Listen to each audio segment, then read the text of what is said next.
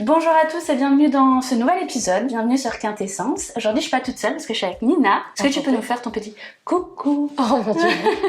Coucou. J'adore. Aujourd'hui on va parler entrepreneuriat et je pense que ça va parler à beaucoup de personnes qui sont venues me parler justement de ce sujet-là parce que c'est un sujet hyper vaste, c'est quelque chose qui est pas connu parce qu'on en parle, entrepreneuriat oui, mais comment ça se passe derrière, comment on se lance, Les qu'est-ce que coulisses. c'est, comment on le fait, c'est quelque chose qu'on a du mal un peu à réaliser, à comprendre et c'est ce dont on va parler aujourd'hui ensemble avec Nina. Du coup elle va nous parler de son expérience et je pense que sur ce sujet-là on va peut-être faire un peu un ping-pong et parler de nos expériences communes. Oui, j'espère que ce sera plus une conversation entre entrepreneuses qu'un cours magistral de Call Me By You. Ça m'arrange grandement également, parce que franchement, j'apprends encore. On en parlait juste avant, je suis encore en phase d'apprentissage, donc je pourrais pas vous faire un cours précis sur les tenants et les aboutissants de l'entrepreneuriat. Ne comptez pas sur moi.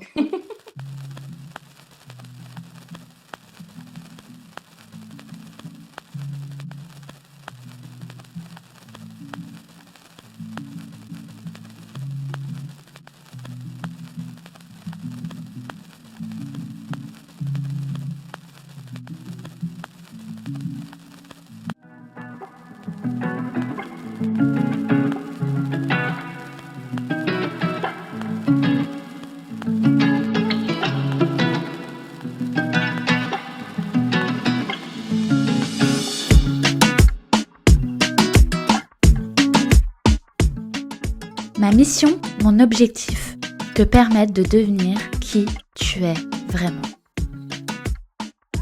On va commencer par te faire une petite présentation quand même, que les gens puissent te connaître, Oui. comme tu as envie de le faire. Pas de...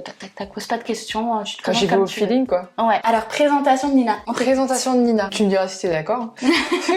Mais dans l'idée, je suis coach Instagram, formatrice Instagram. Donc ça veut dire que je m'attache à former des professionnels, des entrepreneurs, des artisans, des community managers à se développer sur les réseaux sociaux, donc sur Instagram en priorité. L'idée, c'est de leur permettre de se faire connaître, de comprendre les rouages de la plateforme, parce qu'elle est de plus en plus complexe. Instagram s'attache vraiment à nous malmener, mais moi je suis là pour leur faciliter la tâche et leur montrer que c'est totalement possible de gagner en visibilité et donc de vivre de leur passion.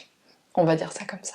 Une très belle présentation. Et c'est très vrai, parce que si vous la suivez pas encore, allez la suivre. Et c'est vrai que pour moi, t'es la référence en fait de ça. C'est-à-dire que moi, flemme d'aller fouiller, enfin sur mes sujets qui m'intéressent, mais sur Instagram, la compréhension de l'algorithme, je sais que ça bouge tout le temps. Pas le temps d'aller chercher les trucs et tout. Enfin, il y a tellement de choses à faire quand on est derrière la cascade d'entrepreneur que ça, non. Et du coup, tiens, elle a mis quoi Nina il y a quelques jours? Qu'est-ce qui se passe? Et du coup, très vite, je peux avoir les infos sans avoir besoin de fouiller. Et ça, c'est vraiment top.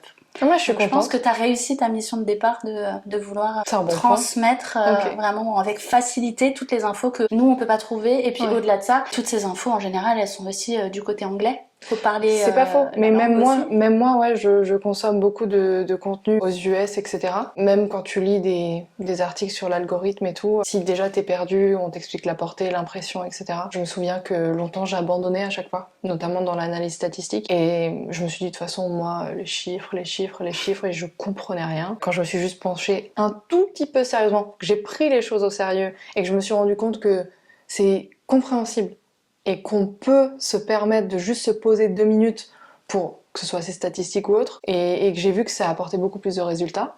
Déjà, ça m'a appris la patience, c'est une très bonne chose. Mais après, moi, ça m'amuse de me dire, j'ai compris, je peux vulgariser.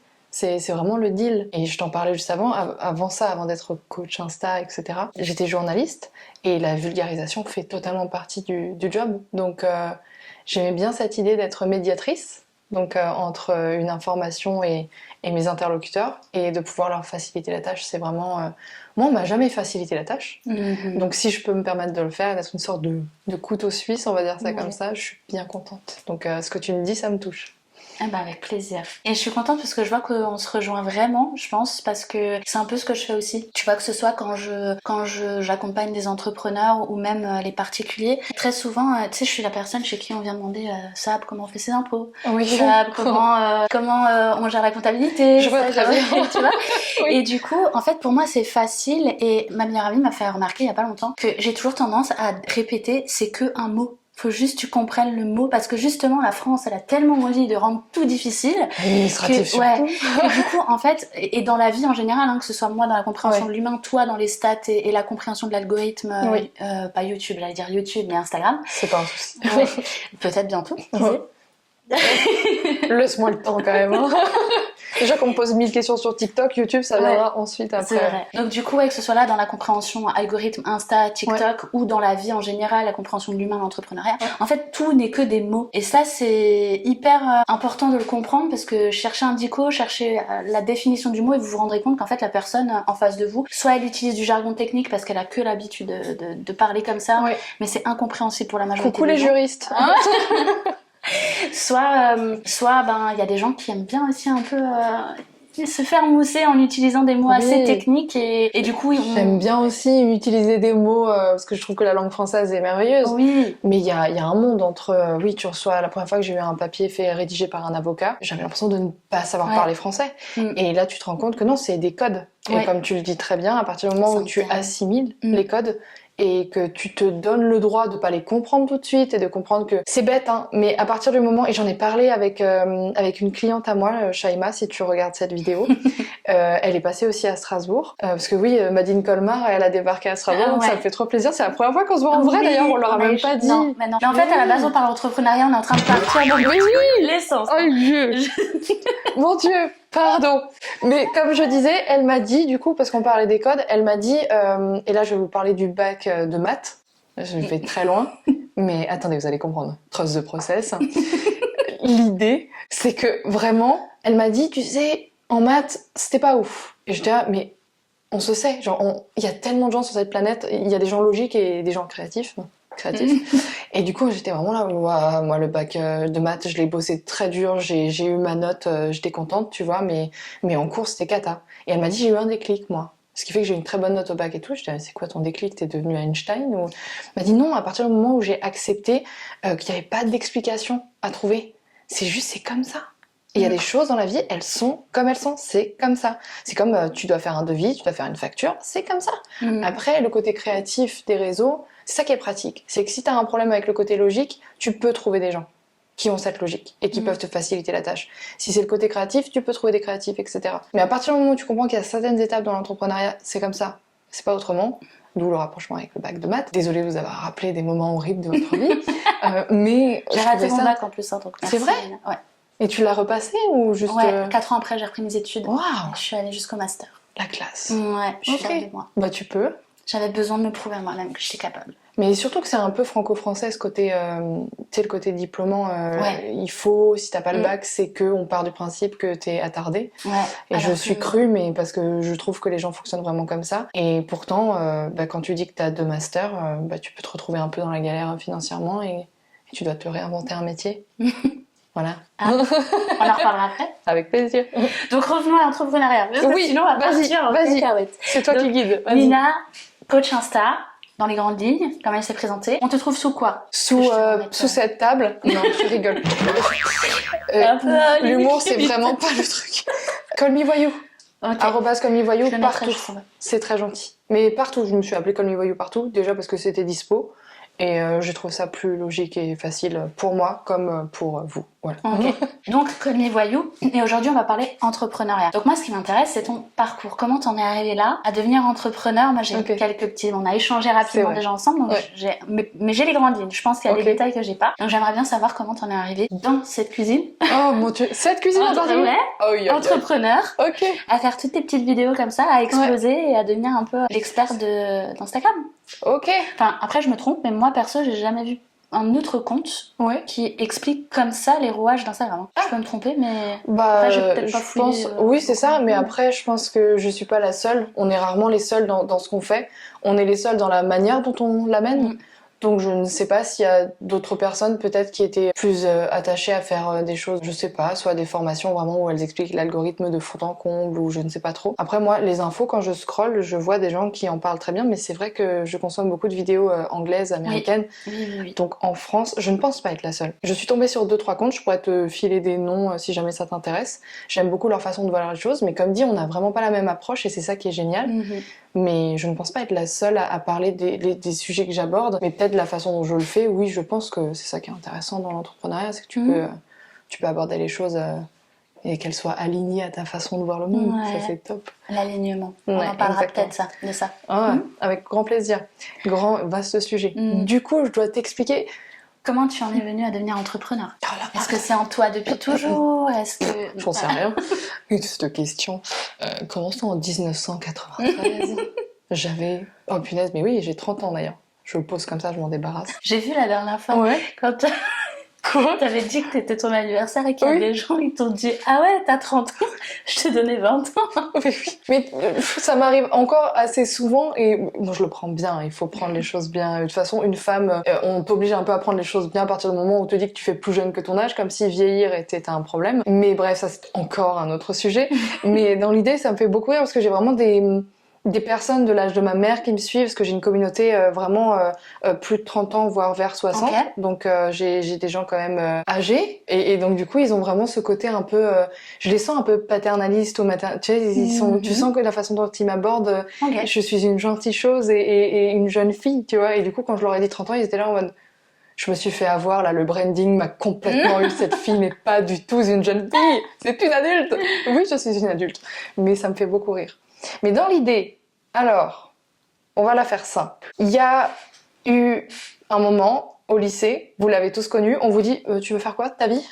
Question hyper facile. Genre, on sait tous exactement ce qu'on veut faire de notre vie, où on a envie d'atterrir, combien on a envie de gagner et comment on veut se réaliser. En gros, sa vocation. Non, pas du tout. Pas du tout. J'étais en panique complète. J'ai dit... Et une pote, elle m'a dit chasse, pêche, tradition, t'as qu'à faire journaliste. Et j'ai fait... Et ouais, journaliste, vas-y, c'est hyper glorifiant, il faut que je puisse impressionner les gens avec mon taf. J'avais ce mindset-là quand j'étais plus jeune. Je pense qu'on a envie d'impressionner et de rendre fières certaines personnes. Pas toujours les bonnes, mais du coup, je me suis dit, ouais, journaliste, et après, je me suis beaucoup renseignée sur la question. J'ai passé mes concours une première fois, je me suis pris une grosse claque parce que j'ai été complètement abasourdie par certaines personnes que je croisais, que je me disais, mais c'est des encyclopédies sur pattes, je mérite pas d'être journaliste, donc je me suis un peu censurée toute seule. Mais ni une ni deux, comme toi, même mindset, je me suis dit non, je vais me prouver à moi-même que je peux le faire. Donc j'ai repassé mes concours, tu vois. Super. Et du coup, je les ai eus et j'ai débarqué à Paris, notre belle capitale. J'ai étudié 2 ans là-bas au CELSA. Bon, c'est pas à Paris même, c'est c'est entre Neuilly et Levallois. Okay. Encore une autre ambiance. Là-bas, j'ai appris beaucoup de choses. On parlait même de ton setup. J'ai appris à filmer des vidéos. C'est pour ça que j'aime vraiment ça. J'ai appris à monter des vidéos. Bien sûr, j'ai appris aussi à faire des duplex, par exemple. J'ai appris même à présenter un JT pour qu'on comprenne un peu ce qui se cache derrière tout ça. Donc tout ça, ça te permet aussi de savoir comment te poster devant une caméra, comment prendre la lumière, des choses où tu sais te présenter. Tu comprends l'objet que tu utilises, que ce soit par exemple un téléphone. Moi, je ne filme qu'à l'iPhone. Donc ça, c'est juste, je pose ces détails-là pour que tu comprennes pourquoi je me suis vraiment attachée à aussi expliquer le montage vidéo et à quel point le storytelling passe certes par ce qu'on peut écrire, le copywriting, mais aussi par le fait de comment on amène certaines images et comment on peut créer par simple chronologie comme moi. Tu sais, mes stories du matin, c'est chronologique, mais tu peux raconter quelque chose sans même rajouter du texte et il peut se passer quelque chose. Comme même au cinéma, tu peux avoir des films muets et il se passe quelque chose quand même, tu vois. Donc vraiment, cette époque parisienne où je suis journaliste, où je pense que c'est ma vocation, m'apprend beaucoup de choses que j'utilise encore aujourd'hui. Donc vraiment, j'écris tous les jours. Donc vraiment... T'écris quoi ? Quand t'es en école, on va un peu te dire, bon bah du coup aujourd'hui le deal c'est que vous me pondiez un article comme ça, que ce soit en radio, en télé ou presse écrite. Et en gros toi tu vas sur les réseaux, tu vas sur internet, tu regardes un peu les actus du moment et hop on partait en reportage. Et donc du coup ça pouvait passer par si ce jour-là j'étais JRI, donc journaliste reporter d'image, et que mon binôme était la personne qui allait interviewer, bah moi j'avais la caméra. Donc à ce moment-là t'écris pas et tout. Mais sinon si en presse écrite tu devais aller interviewer des gens, tu pouvais écrire sur ce que tu voulais. J'étais stagiaire et correspondante pour les dernières nouvelles d'Atlas pendant de nombreuses années. Et là, c'était pareil, on m'envoyait un peu des événements associatifs, des brocantes, des choses comme ça. T'es plus proche des gens et c'est ce qui me plaisait, c'était le côté local plus complexe à Paris, évidemment, parce que le village est plus grand.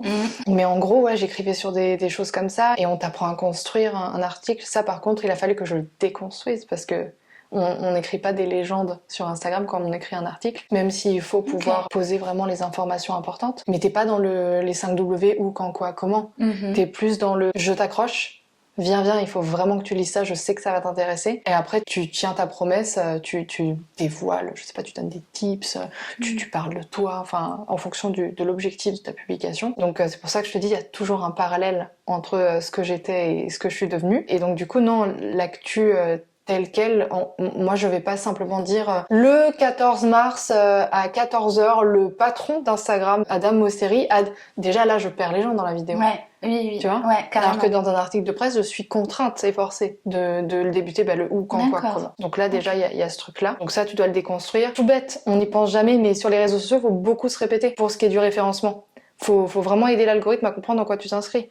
Moi, on m'a appris en journalisme les paraphrases et les synonymes. J'avais pas le droit de me répéter une seule fois dans un paragraphe, tu vois. Donc il y a plein de choses à déconstruire, mais dans l'idée, je me suis quand même nourrie de ce que je pensais être ma vocation. Tu l'as refabriqué en fait. Ouais, je pense que c'est exactement le terme, je l'ai refabriqué. Pourquoi ? Parce que je me sentais pas à l'aise. Tu vois le principe de... Tu dis t'aimes vraiment ton job, tu le trouves impressionnant, t'es impressionné par tes collègues, t'es impressionné par les personnes qui font la même chose que toi, tu dis c'est incroyable. Mais t'as pas vocation non plus à être reporter de guerre ou t'as juste envie d'être le médiateur, justement ce point A au point B, divulguer une info que tu trouves toi-même intéressante. Ok, c'est peut-être pas les infos internationales, mais le côté local me plaisait beaucoup. J'étais bien contente de pouvoir interviewer Géraldine qui s'est lancée dans la poterie et qui fait sa première vente dans un stand dans une brocante, tu vois. C'est tout bête, mais moi j'étais bien avec ça, tu vois. Mais c'est comme si c'était pas assez, toujours pas assez. Par rapport à qui ? Justement, c'est dans ma tête, tu vois, parce qu'on m'a jamais dit genre... Enfin si, j'ai peut-être eu des petites réflexions de personnes avec qui j'étais à la fac avant ça. Peu importe mes choix, d'ailleurs, il y a toujours eu des gens qui ont fait « Ah, mais tu vas en faire quoi de ça ?» ou « Ah, t'aspires pas à plus ?»« Ah, mais tu vas pas t'ennuyer ?» ou... Et ça te fait germer des petites choses dans la tête qui te font douter. Mais si ce que quelqu'un essaye de planter dans ta tête germe, c'est que le doute était déjà là et qu'il y avait déjà... une terre fertile propice à faire grandir ce doute. Ça m'a surtout réveillée sur tout ça. Et la nature a décidé de bien enfoncer la situation avec la Covid. Tu vois, cette situation, je pense que t'es d'accord avec moi, nous a obligés à nous réinventer parce qu'on a été bloqués dans certaines situations. Par exemple, toi, imagine t'es dans une démarche en présentiel avec tes clients, tu ne pouvais plus, c'était annulé, tu vois. Moi, il y avait ce côté où forcément, j'avais été embauchée dans un média à Strasbourg parce que j'ai dû revenir à Strasbourg parce que je trouvais pas de job à Paris. C'était un peu mon deal, donc j'essaye de plus dire échec, tu vois, parce que je l'ai vraiment vécu très douloureusement à cette époque-là. Là, je le vois plus comme une tentative une nouvelle opportunité de revoir ma façon de voir les choses et d'appréhender le monde dans lequel je vis. Donc c'est pas plus mal, c'est même super positif. L'échec, c'est vraiment une opportunité de se réinventer, donc c'est super. On peut l'avoir comme ça. Ouais, c'est agréable. En tout cas, moi, maintenant, ce que j'ai appelé échec à l'époque et comment je fais face à cette situation aujourd'hui, je me dis... Ouais, non, ça va. À la limite, quand j'ai loupé mon permis une première fois, ça, c'est plus un échec et hop, tu peux retenter, donc c'est pas un échec grave, tu vois. Il y a des échecs qui peuvent coûter quand même beaucoup plus, que ce soit en termes de plumes laissées ou en termes d'argent. Là, franchement, ça allait, tu vois. Et là, pareil, pour Paris, je me suis dit, je ne peux pas me payer un appart sur Paris, donc je vais pas vivre désespérément chez les amis en attendant que la solution s'offre à moi. Non, il y aura pas de solution, je l'ai compris. Il y avait peut-être encore cette petite voix qui me disait, t'es sûre que tu vas être journaliste à Paris ? Et j'étais là en mode, je ne suis pas sûre, je ne sais pas. Mais c'est-à-dire qu'en fait, finalement, tu trouvais pas de boulot là-bas, c'est ça ? Ouais, et je suis pas sûre diplômée, d'avoir... mais tu trouvais pas de poste. Oui, c'est souvent comme ça. Je pense que beaucoup de gens se retrouveront hors Paris, même tu es diplômé, tu ne trouves pas forcément de boulot. J'étais là en mode, mais je veux pas quitter ma vie à Paris. Mais c'était quoi ma vie à Paris ? C'était cette vocation qui n'en était pas vraiment une, c'était juste pour fermer le clapet peut-être de certaines personnes qui m'ont dit « Journaliste, t'es sûr que tu vas y arriver ?» Quand tu avances par ego, par vengeance, ou en tout cas que tu es mu par des choses qui ne t'appartiennent pas, parce que si c'est en réponse à quelqu'un ou à quelque chose, ça ne t'appartient pas. On n'est pas responsable de la façon dont les gens nous voient, nous considèrent, etc. Je pense que t'es d'accord. Donc du coup, pas bon deal avec moi-même, ça. Tu peux surtout rien y faire en fait. Exactement, ça c'est un fait. Au-delà de pas accepter être de pas avoir le contrôle. Ouais. C'est surtout que de toute façon tu peux pas être aimé de tout le monde quoi qu'il arrive. C'est ça, exactement. Et les gens auront toujours leur propre jugement, ils vont projeter leur propre peur sur toi, donc quoi qu'il arrive. Ça. Ouais. C'est pour ça, hein, si vous écoutez, pensez à chaque fois que vous donnez un conseil à quelqu'un, vous demandez si c'est de vous parlez ou si c'est de la personne que vous avez en face de vous, parce que ça peut faire très mal quand on projette des peurs qui nous appartiennent sur quelqu'un qui a un vrai projet de vie, qui y croit, et en fait elle peut se freiner ou ne pas le faire du tout parce que nous on lui aura dit quelque chose, on lui aura projeté une peur qui nous appartient pas, enfin qui appartient pas à la personne plutôt. C'est dommageable, donc, et c'est dommage surtout, donc faites attention à ça. C'est un disclaimer hyper important parce que je l'ai compris il y a 2 ans quand vraiment je me suis lancée à corps perdu dans Call Me Voyou et justement le coaching Instagram. Un jour, je sais plus si c'était une vidéo YouTube, en plus pas du tout le but de la vidéo YouTube. Je crois que j'ai regardé un vlog, tu vois, quelque chose de très doux où la personne parlait un peu de sa vie quotidienne. Donc je m'attendais pas du tout à ce déclic-là, à ce moment-là. Et c'est souvent comme ça que ça arrive. Mais la personne a dit oui, si vous comprenez le principe de l'effet miroir et que la personne projette ses insécurités, déjà vous allez l'accueillir de façon moins douloureuse parce que vous allez sentir que vous n'êtes pas jugé mais que la personne a peur parce qu'elle se dit moi je n'oserais pas. Donc ça peut vous donner encore plus de force de vous dire waouh, j'ose, moi je pensais que j'étais pas courageuse, que j'y arriverais pas, mais si j'impressionne des gens. Et oui, quand tu impressionnes quelqu'un, il peut avoir la sensation d'être écrasé. Parce qu'après, je me suis beaucoup documentée sur la question, juste parce qu'un jour, je fais une publication et je mets le hashtag réussir sur Instagram, hashtag succès.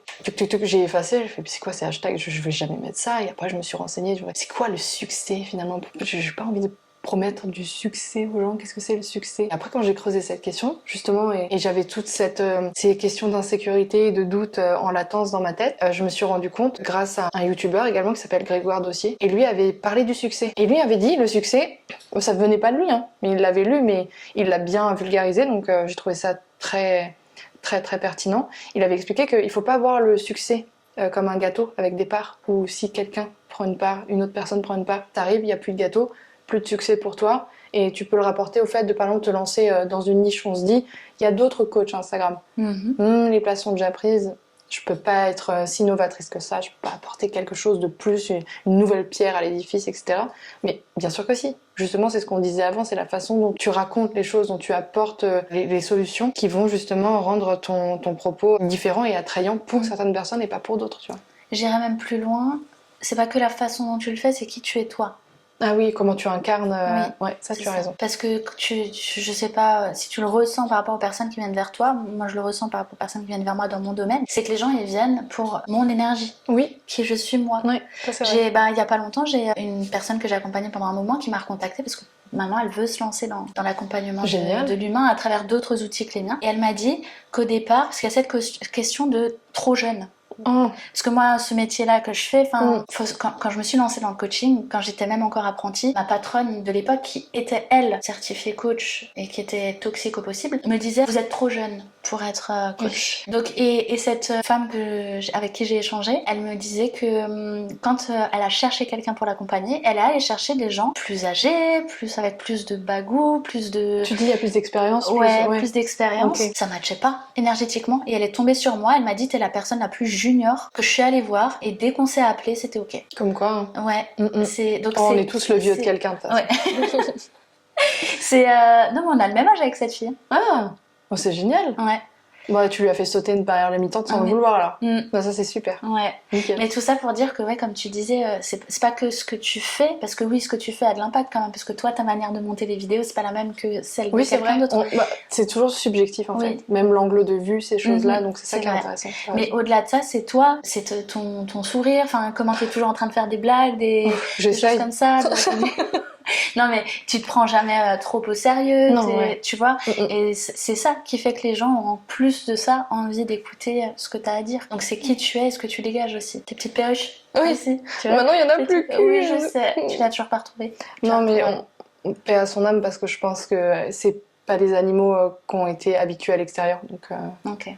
Je pense que cette parenthèse est atroce. Mais oui, et je suis totalement d'accord avec toi pour le côté incarner son contenu. Même si, tu vois, au bout d'un moment, quand tu le répètes, incarner le contenu, ça embrouille un peu. Les gens, ils disent, ça veut dire quoi, incarner le contenu? Mais c'est vrai que c'est parce qu'il faut l'expliquer. Oui, c'est vrai. Vois. Ça, moi, j'adore éduquer les gens, transmettre. Ouais. C'est ça, parce que incarner, c'est pareil, c'est devenu à la mode. Oui, et puis comme, dire... la loi de l'attraction. C'est ça, exactement. Ou dire, oui, apporter de la valeur ajoutée dans votre contenu. C'est quoi de la valeur ajoutée? Je rajoute du sel, le pain, qu'est-ce que je dois faire? Alors qu'en fait, incarner, moi je le répète tout le temps, même en séance, c'est que tout soit aligné entre ce que tu penses, ce que tu dis, ce que tu es, ce que tu ressens et ce que tu vibres en fait. Tout doit être sur la même fréquence. C'est ça, incarner. Et donc, le contenu dans ton domaine doit être aligné avec ce qui se passe derrière l'écran. Ouais. Donc, qui vous êtes, ce que vous vibrez, ce que vous pensez, ce que vous ressentez. Sinon, il y a des blocages. Oui, bah oui. Et t'as même pas envie de monter tes vidéos en général quand il n'y a pas d'alignement. Et au-delà de ça, il n'y a pas de retour. C'est-à-dire que. Les gens, ils te sentent un peu perdu. Bah oui. Même ça sent dans ton regard. Oui. Tu sais, les gens qui se lancent. bonjour, et tu dis oh non le pauvre, genre t'étais pas obligé de faire une face cam, genre si t'avais pas envie de faire un carrousel, écrit. Si t'as pas envie de te montrer, te montre pas. Et après les gens me disent ouais mais j'aimerais oser, et là tu leur dis bah script tes vidéos, utilise des prompteurs, et là ils disent oh j'étais pas obligée de me faire aussi mal quoi, parce que c'est pas le but, hein. Faut vraiment pas se faire mal, comme moi je me suis fait mal avec le journalisme, comme j'ai essayé d'expliquer avant, c'est vraiment pas une bonne idée. Donc du coup à partir du moment où ça se passe bien et que c'est fluide, c'est le bon signe. Et regarde moi avec, comme je te disais, on va reprendre Covid, je fais un burn-out. Je comprends pas que c'est un burn-out. Là, je le dis parce que ça a été une professionnelle de santé me l'a dit, tu vois. Donc j'ai été diagnostiquée, dépression aussi. Je me suis dit, je cumule, vous allez me dire quoi, un peu, ça suffit là, c'est bon. Moi, je le ressens pas du tout comme ça. Je me sens bloquée et étouffée, mais pas déprimée. Mais elle m'a dit, faites comme vous voulez. Moi, je suis pas là pour vous obliger à comprendre où vous en êtes. Et je pense que je l'ai pas encore compris. Et ça met beaucoup de temps, tu vois. C'est des questions hyper complexes. Moi, je suis abasourdie par les gens qui arrivent à dire, oui, je suis en dépression en ce moment, mais je suis là en mode, mais comment tu sais? Genre même moi là encore aujourd'hui, j'ai pas cette intelligence-là émotionnelle, enfin je sais pas comment je pourrais appeler ça, mais je me suis juste sentie étouffée. Enfin juste, je sais pas pourquoi je fais un euphémisme, c'est atroce de se sentir étouffée. Mais cet étouffement m'a juste donné envie de... Tu fais le choix de soit tu restes dans l'étouffement et tu survis, soit tu tires ta tête hors de là. C'est pour ça que tu vois pas où est la dépression. Oui, c'est peut-être possible. Parce que tu fais partie de ces gens qui fonctionnent beaucoup au mental et à la détermination et à échec, hop, on rebondit, on avance. Oui, il faut pas attendre. Des fois, et je sais, hein, je fais partie de ces gens-là. Des fois, il faut apprendre à accepter le mal-être, en fait. Et c'est pour ça que t'as pas ressenti la dépression, parce que t'as pas laissé le temps aux émotions d'exister. T'es tout de suite partie dans on avance. Les émotions, c'est niette. Oui. Ouais, c'est niette, mais ça fait. Et c'est ça qui fait que t'as du mal à accepter ça être en dépression. Ouais. Moi, je suis Capricorne. C'est juste pour ça. Mais c'est totalement vrai. Et tu vois, à chaque fois que je raconte, c'est pour ça que j'ai un peu soupiré bêtement quand tu m'as dit raconte-moi ton parcours. Et à chaque fois que je raconte un peu mon parcours, je dis fais au plus court parce que les gens s'en foutent déjà. Ça, c'est catastrophique, je me dis ça en premier lieu. Alors que tu peux inspirer beaucoup de gens. Hein. Je ne sais pas, mais moi, je peux te dire que j'accompagne des gens qui ont cette problématique de je suis dans une vie qui me convient pas en fait. Ouais, j'avoue. Et encore, toi, t'as eu cette putain de chance de le voir tout de suite. T'as 30 ans. Hein. Oui, c'est vrai. Donc t'as vu ça à 25, 27 ans. Ouais, et encore, je me trouvais vieille. Et je me suis dit, c'est trop tard. Moi, je peux te dire que je reçois une flopée de quarantenaires en fait. Hein, qui, en fait, et c'est là où, ça j'adore le dire, parce que les gens souvent ils disent oui, la crise de la quarantaine et tout. Mais en fait, la crise de la quarantaine, elle a un vrai sens. Parce qu'en fait, moi, tous les gens que je vois depuis 3 ans, c'est des gens qui viennent à 40 ans et qui, en fait, pendant 40 ans, allez 20 ans, parce que à partir de leurs 20 ans, ils ont vécu une vie qui n'était pas la leur en fait. C'est-à-dire qu'il fallait se marier, il fallait faire des enfants, il fallait acheter une maison, il fallait avoir un diplôme et avoir un bon métier. Et en fait, ils ont fait tout ça. Sauf qu'à 40 ans, ils se retrouvent à regarder derrière eux, on va exagérer, dire la moitié de leur vie, et se dire en fait, j'aime pas ma vie. Ils sont au pied du mur.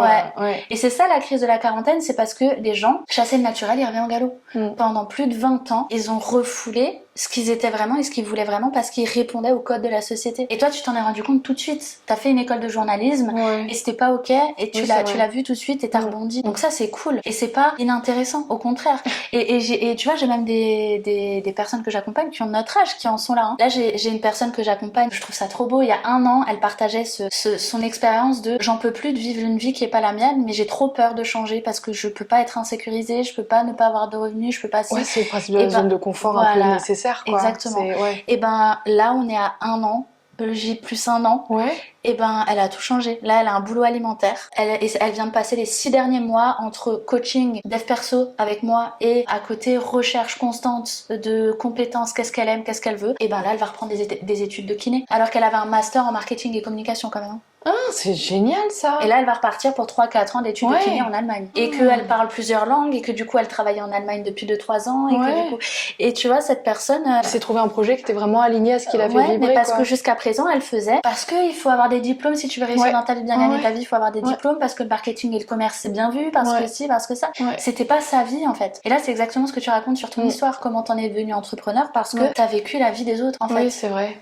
Après, je l'ai pas mal vécu, tu vois. Et je me suis rendu compte que ça m'a apporté des compétences intéressantes. Et ça, c'est génial. Mais c'est vrai qu'il faut en prendre. Ouais, c'est vrai. Faut prendre le positif, sinon là, tu finis plus qu'en dépression. Oui, c'est vrai. Voilà. Ouais. Mais pour autant, faut pas amoindrir le fait que t'étais pas bien dans cette vie-là, en fait. Ouais, c'est clair. Mais c'est spécial en plus de dire ça, parce que tu sais, genre, je n'ai jamais vraiment vécu dans le luxe, l'opulence et la facilité, mais j'ai toujours trouvé ma vie très douce. Déjà par la façon dont ma mère m'a apporté toujours des solutions et qu'elle m'a montré que l'argent n'était pas toujours la solution. Et on pourra parler d'argent aussi, c'est toujours une vaste question, surtout en France. Mais dans l'idée, oui, il y avait vraiment se dire rien n'est facile, mais rien n'est impossible, tu vois. Mais du coup, je me suis dit, mais je suis qui pour oser dire que ça me convient pas? Ça m'a fait beaucoup pleurer en plus à l'époque. Je me suis dit, t'as pris la place de quelqu'un dans ton école de journalisme, parce que c'est des concours, des concours. J'étais en liste d'attente et j'ai été prise, je crois que j'étais vraiment dans les 10 premiers en liste d'attente, donc du coup, quand t'es dans certaines écoles, tu es sûr que ça passe, parce qu'il y a certaines écoles qui sont plus prisées que d'autres. Donc, je savais à peu près que ça allait être bon, et j'y suis allée. Et le jour de la rentrée, et je me suis rappelée de cette idée que j'avais eue à la rentrée en quittant Paris, du coup. C'était vraiment, tu prends la place de quelqu'un, est-ce que tu es sûre de ce que tu fais? Il y a peut-être quelqu'un qui est vraiment encore plus motivé que toi, qui a plus envie et qui a pas pu juste à un point ou à une phrase. Il y a une situation qui a fait que t'es passé, et pourquoi toi et pas cette autre personne, tu vois. Du coup, il y avait un peu ce... Ouais, et je me suis promis de... le matin, quelquefois, quand j'avais pas envie de me lever, d'aller en cours parce que j'avais 1 heure de métro à chaque fois, je vivais dans le 13e et je devais aller à Neuilly et tout. Et il y avait des fois, en 2 ans, tu peux avoir quelques petites fois où t'es là en mode je préfère rester dans mon lit. Et là, il y avait des fois pour me booster, au lieu de me dire j'aime ce que je fais, et je m'en suis rendu compte après, je me suis dit t'as pris la place de quelqu'un d'autre, t'as intérêt à te lever ma cocotte. Genre, cette personne est peut-être en galère là, donc pour elle, tu bouges ton cul. Ça m'a motivée. Oui. Mais je me suis dit, mais c'est en fait, dur quoi. Ce qu'il y a de pas top là-dedans, c'est que dans certains points c'est cool et ça t'a motivé, donc ça c'est chouette, tu vois. Mais et encore une fois, je te dis ça pour connaissance de cause, hein, parce que j'ai toujours fonctionné à ça. Fallait que je me relève, de par mon histoire de vie, fallait que je me relève, tu vois. Donc j'ai toujours fonctionné comme ça. Il n'a pas le temps de rester couché. Ouais, non mais c'est ça. Si tu veux survivre, lève-toi parce que tu n'y arriveras pas. Et le problème de ça, c'est que tu laisses pas la place à ton mal-être, à toi. T'avais le droit de pas être heureuse dans ce que tu vivais, même si c'était sur le papier tout ce que tout le monde désirait. Oui, c'est ça. Une école de journalisme à Paris,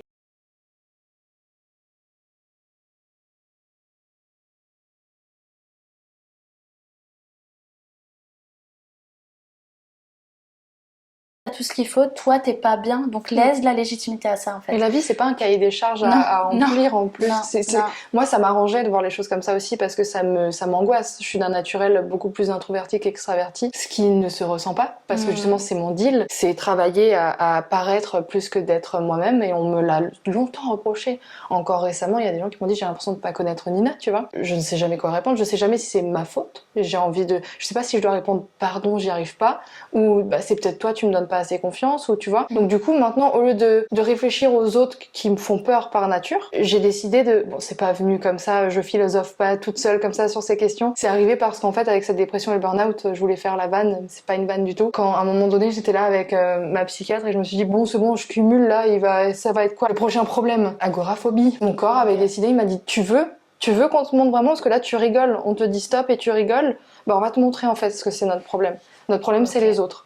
Tu te focuses trop sur les autres, il faut écraser avant d'être écrasé, ou alors il faut être très conciliant, t'adapter pour passer inaperçu. Et moi j'ai remarqué que passer inaperçu était quand même beaucoup plus agréable que de se montrer, tu vois. Et donc du coup je me suis dit en plus avec le journalisme t'es au devant de la scène, donc ça ne va pas du tout de pair avec ce que je voulais. Mais en même temps le devant d'une scène m'intéresse, mais il faut qu'il y ait du sens. Et c'est pour ça je me la suis recréée sur Instagram, la scène, tu vois. Ouais, tu l'as tellement bien dit avant, c'est vraiment j'ai recréé quelque chose, je me suis réinventée avec ce que j'avais, et parce que justement je me suis dit non mais je vais pas passer ma vie chez moi, ou même à un moment donné l'agoraphobie c'est tellement vicieux que même j'entendais des pas dans l'escalier, tu fais déjà une crise d'angoisse parce qu'il y a un autre humain qui débarque en fait, et juste de savoir qu'il y a d'autres humains, tu les vois marcher, genre j'étais à un stade où respirer le même air que d'autres humains c'était me mettre en danger.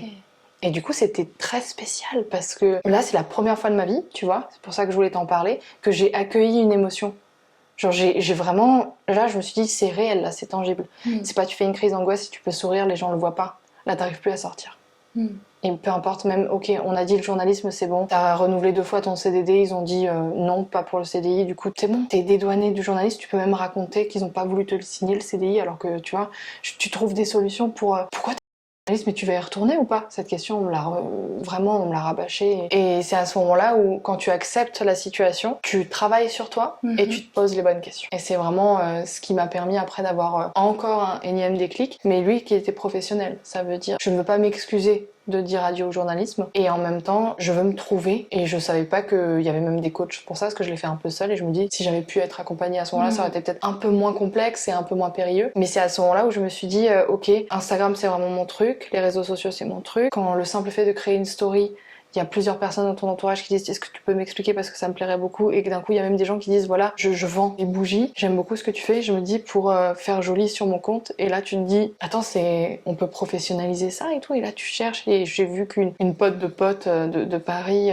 en avait fait même son métier et qu'elle était coach business. Quand j'ai vu ce qu'elle faisait je me suis dit c'est du sérieux, ça m'impressionne, ça a l'air compliqué mais pas impossible. Et je me suis pas dit je vais le faire pour que les gens y soient impressionnés, c'est la première fois. Je me suis dit je vais le faire parce que je suis impressionnée par elle, je trouve ça merveilleux qu'elle soit indépendante financièrement et qu'elle soit solopreneur. Et là maintenant elle a monté son équipe, elle est incroyable, elle s'appelle Jutoun sur les réseaux, je pense que vous avez peut-être vu passer Justine Roy, elle a lancé une formation... Je veux bien checker. Ouais, elle a lancé une formation liberté digitale pour te permettre de devenir community manager, tu vois. Okay. Et c'est impressionnant, genre elle a bâti son empire et tout, et elle quand j'ai vu ça, je me suis pas dit si elle y arrive, moi aussi. Elle était tellement dans son truc et tu voyais qu'elle le faisait pas pour quelqu'un d'autre aussi. Je me suis dit, c'est pas mal ça, il se passe un truc avec Instagram. Moi en général quand j'ouvre l'appli je me sens bien, donc c'est ce que j'essaye d'amorcer aussi avec mes clients, c'est de leur dire, faut pas que ce soit une charge mentale. C'est vraiment le truc où j'ai eu le déclic et je me suis dit, et si tu te lançais à ton compte? Ok. C'est vraiment à ce moment-là, je pourrais pas te dire le jour exact, mais c'est à ce moment-là. Mais du coup t'étais encore en état émotionnel difficile à ce moment-là? Quand tu même dis, si, ou pas? tu vois, c'est une bonne question parce que tu vois bien que j'étais un peu dans le déni, ou enfin dans le refus, plus que déni, je sais pas si je peux me permettre de dire déni, on va dire le refus d'accepter la situation. Je me demande si ça fait pas même juste 1 an que je suis sortie doucement de ma dépression. Le burn-out c'est estompé plus rapidement. Il y a le côté où tu sais, c'est le truc qui t'oblige de rester alité quoi. Donc à partir pour moi du moment où tu peux te relever et où les choses autour de toi ont de la saveur et c'est même agréable de sortir et d'avoir du soleil dans le visage, tu te dis c'est bon, je commence à sortir du cercle vicieux, donc ça va. J'ai à 150, le burn-out c'était plus un coup de massue et la dépression c'était la bosse qui avait du mal à se décongestionner, tu vois. Et donc du coup la bosse, mine de rien, je suis pas sûre qu'elle soit totalement partie vu que j'ai pas accepté. T'as pas traité. Voilà, j'ai pas accepté. Et donc du coup, accepter les choses, hein. Essayer de même prendre des notes. Je me dis, j'aurais tenu un journal de bord. Peut-être sur le coup, je me serais trouvée ridicule, comme les journaux intimes et tout. Mais aujourd'hui, j'aurais accès à mes journaux intimes d'il y a 10 ans, 15 ans, 2 jours. Parce que là, moi, j'ai même oublié mes pensées d'il y a 2 jours. Il faut que j'occulte très vite, moi, parce que j'ai l'impression d'être saturée tout le temps. Parler d'organisation et ces choses-là, c'est un gros problème chez moi. Mais donc, du coup, non, je me dis, je pourrais pas répondre totalement à ta question, mais je pense, avec de la logique, oui, j'étais dans cet état émotionnel. C'était très dur pour moi d'être qui j'étais, tu vois. Donc, j'avais besoin de me réaliser et de m'oublier, et donc de me jeter à corps perdu dans le travail. Again and again, toujours la... besoin de travailler, focus sur autre chose. Le travail, c'est ce que j'expliquais il y a pas longtemps, hein, le travail, alcool, tout ça, c'est une fuite quand c'est à outrance pour éviter les excès. C'est les excès pour éviter de ressentir ce qui est au fond là, ce qui est pas agréable mais qui a besoin de sortir. En fait, on a peur de le ressentir, mais une fois que c'est sorti, par contre, là c'est comme si tu perçais un ballon. Tu vois, et après t'es vraiment libre. Mais il faut accepter de le voir. Ça fait mal sur le moment, mais ça dure pas longtemps. Les personnes les plus longues, elles m'ont dit pendant 2 jours j'ai pleuré. Mais après, par contre, elles ont vraiment rebondi, mais sur des vraies bases solides, tu vois. J'ai pas l'habitude de pleurer moi aussi. C'est quelque chose. Et pourtant c'est libérateur parce que tu nettoies beaucoup de choses quand tu fais ça. Mais il y a des fois, tu sais, genre, là j'ai des personnes dans mon entourage vraiment très bienveillantes et super qui m'ont permis de relâcher, et j'ai pleuré sur des situations et j'étais très surprise et j'ai trouvé que ça m'avait fait mal physiquement. J'étais mais c'est douloureux de pleurer. Qui a inventé ça? J'aime pas du tout. Et puis l'eau qui coule est salée, c'est vraiment pas cool. Mais oui, ça fait du bien, c'est libérateur. Mais c'est un step à passer, quoi. Relâcher, et j'ai tellement à relâcher que t'as l'impression que le barrage il va craquer, quoi. Ouais, mais non, fais-toi confiance. Et puis si t'es entouré des bonnes personnes, ça le fait. Oui, c'est vrai. Faut juste être bien encadré, c'est tout. Oui, l'encadrement, moi j'en fais tout de suite une cage de l'encadrement. Il faut pas que ça sorte, tu vois. Mais parce qu'on t'éduque aussi en tant que femme à pas être trop. Il faut être assez mince pour pas prendre trop de place. Il faut croiser les jambes. Moi on m'a éduquée comme ça. Je pense que beaucoup de femmes on nous a éduquées à pas prendre trop de place. Et ce qui m'a libérée d'ailleurs par rapport à ça, parce qu'on voit bien que maintenant je parle avec les mains et je suis pas dérangée de parler fort. Mais c'est le théâtre. J'en ai fait pendant 6 ans au collège-lycée. Et je pense que ça explique aussi un peu mon besoin de ton appétence et tout. Ouais, j'aime bien capter l'attention quand j'ai quelque chose à dire. T'as raison. Il faut que les gens m'écoutent. Quand je suis sur Instagram, c'est ça que j'attire leur attention, pas pour leur dire donnez-moi votre argent, mais c'est là franchement, si vous faites l'effort de m'écouter, je vais vous dévoiler quelque chose, moi qui m'a aidé, ou je vais vous aider parce que je sais que vous n'arrivez pas à faire des stories comme ça. Alors regardez mon tuto, je vous explique comment faire. Écoutez-moi. Et pour que les gens t'écoutent, t'es obligé de dire des bêtises, t'es obligé de bouger. De mettre en scène en fait. Exactement. Mais on n'est pas tous obligés de se mettre en scène pour être écoutés. Non, chacun se trouve sa manière de faire. C'est ma solution, mais c'est pas celle partagée par tout le monde. Alors, on en revient juste à ton développement dans l'entrepreneuriat. Donc là, on est fin dépression. T'as réussi à un peu à on dirait un mois de l'année, fin dépression. Juste après octobre. Toujours. Bam. Dépression. Et après décembre. Sympa. Chocolat. Ah oui. Noël. Pardon. Tu l'as mis comme ça, je t'ai mais c'est quelle époque de l'année? Ah non, c'est moi. Oui. Le déni. Donc du coup, fin de dépression, tu commences à ouvrir l'idée que tu as envie de te mettre à ton compte. Comment ça se passe? Il se passe quoi dans ta tête et il se passe quoi dans la matière? Tu commences par quoi pour te lancer dans l'entrepreneuriat concrètement? Et toi, dans ta tête, qu'est-ce qui se passe pour te dire je vais me mettre à mon compte en fait? Donc émotionnellement, mentalement, tout ça, qu'est-ce qui se passe? Bon, déjà, pour la petite histoire Instagram, depuis que j'ai décidé d'être journaliste, à peu près, quand est-ce que j'ai lancé ça? En 2017 à peu près. Je bossais dans une radio à Strasbourg, donc je faisais les matinales, je me levais très tôt. Qui dit très tôt, tu prépares ton petit déj en avance pour le ramener au studio et tout. Je faisais mes petites recettes et machin, et ça m'amusait de prendre des photos que je montrais après. Ma mère me disait, du coup, t'as mangé quoi ce matin? Je me suis fait ça. Oh, c'est trop joli, c'est quoi? C'est un bowl cake, c'est de l'avoine. Oh, j'ai mis des petites framboises. Elle me dit, c'est trop mignon, tu devrais te poster. Ouais, je sais pas. Et je l'ai fait quand même. Et parce que j'adorais prendre des photos. Et Instagram, j'ai un compte Instagram depuis 2014, je crois. Et ça a toujours été le jour où j'ai découvert cette appli. Et peu importe son évolution, j'ai toujours été là en mode c'est génial. Et je saurais pas l'expliquer ça. Et donc du coup, à ce moment-là, Instagram existe déjà dans ma vie. Donc du coup, je monétise déjà mon contenu depuis 2018 à peu près. Mais dans la food, je partageais des recettes, etc. Donc je pouvais être amenée à être payée pour des partenariats ou faire de la publicité pour certaines marques, etc. Et donc du coup, quand est venue la question d'Instagram dans ma tête assez naturellement, où je me suis dit c'est quand même Instagram le truc qui me fait vibrer, tu vois. Parce que tu lis partout, trouver le truc qui vous fait vibrer. T'es là en mode mais c'est Instagram, qu'est-ce que je vais en faire? Je peux pas travailler chez Instagram. J'aurais pu, mais j'avais pas envie. Et donc du coup, je me suis dit bon, partager des recettes de nouveau, ça fait partie de l'époque aussi à Paris. Il y a un truc, je me sentais plus alignée à tout ça. Et donc du coup, je me suis dit bon, on va professionnaliser ça. Comment? Et je sais pas combien de temps ça a duré, peut-être 2-3 mois, où vraiment je me suis dit ok, j'ai mon statut auto-entrepreneuse déjà pour les partenariats rémunérés avec Instagram. Donc du coup, je savais déjà un peu ce que c'était le côté être à son compte, parce que je gagnais de l'argent avec Instagram plus qu'avec mon job de journaliste même d'ailleurs. Et donc du coup, il y a ce truc-là où il y a les rentrées d'argent beaucoup plus petites qu'avant sur Instagram, mais déjà je sais comment ça fonctionne d'attirer l'attention, etc., toutes ces choses-là, mais sans vraiment savoir que c'était du marketing. Je me posais pas de questions, c'était assez naturel. T'observes les autres, tu vois ce qui marche et ça se fait naturellement, tu vois. Mais du coup j'étais là en mode ok, la plateforme c'est Instagram, c'est vraiment là où je veux être. La question du pourquoi, c'était pouvoir aider les gens, leur faire comprendre que c'est facile. Il y avait vraiment ce désir puissant de dire non, je vous assure, même ma daronne, et c'est ce que je disais au début, bordel, arrêtez de vous plaindre, ma daronne elle va avoir 60 ans, là elle les a eu, mais à l'époque j'étais elle va avoir 60 ans, elle a un smartphone, elle fait des très jolies stories, parce que juste elle m'a écoutée, elle a pris le temps, au début elle y arrivait pas, elle a expérimenté, maintenant elle a des automatismes et ça se passe très bien. Donc c'est pas une question d'âge, c'est pas une question de facilité, de manque de créativité, c'est juste qu'il faut à un moment donné se mettre en jambe, tu vois. Et du coup en expliquant des choses comme ça aux gens, je me suis dit ma cocotte, mets-toi en jambe aussi. Donc vois comment ça se passe, propose des coachings.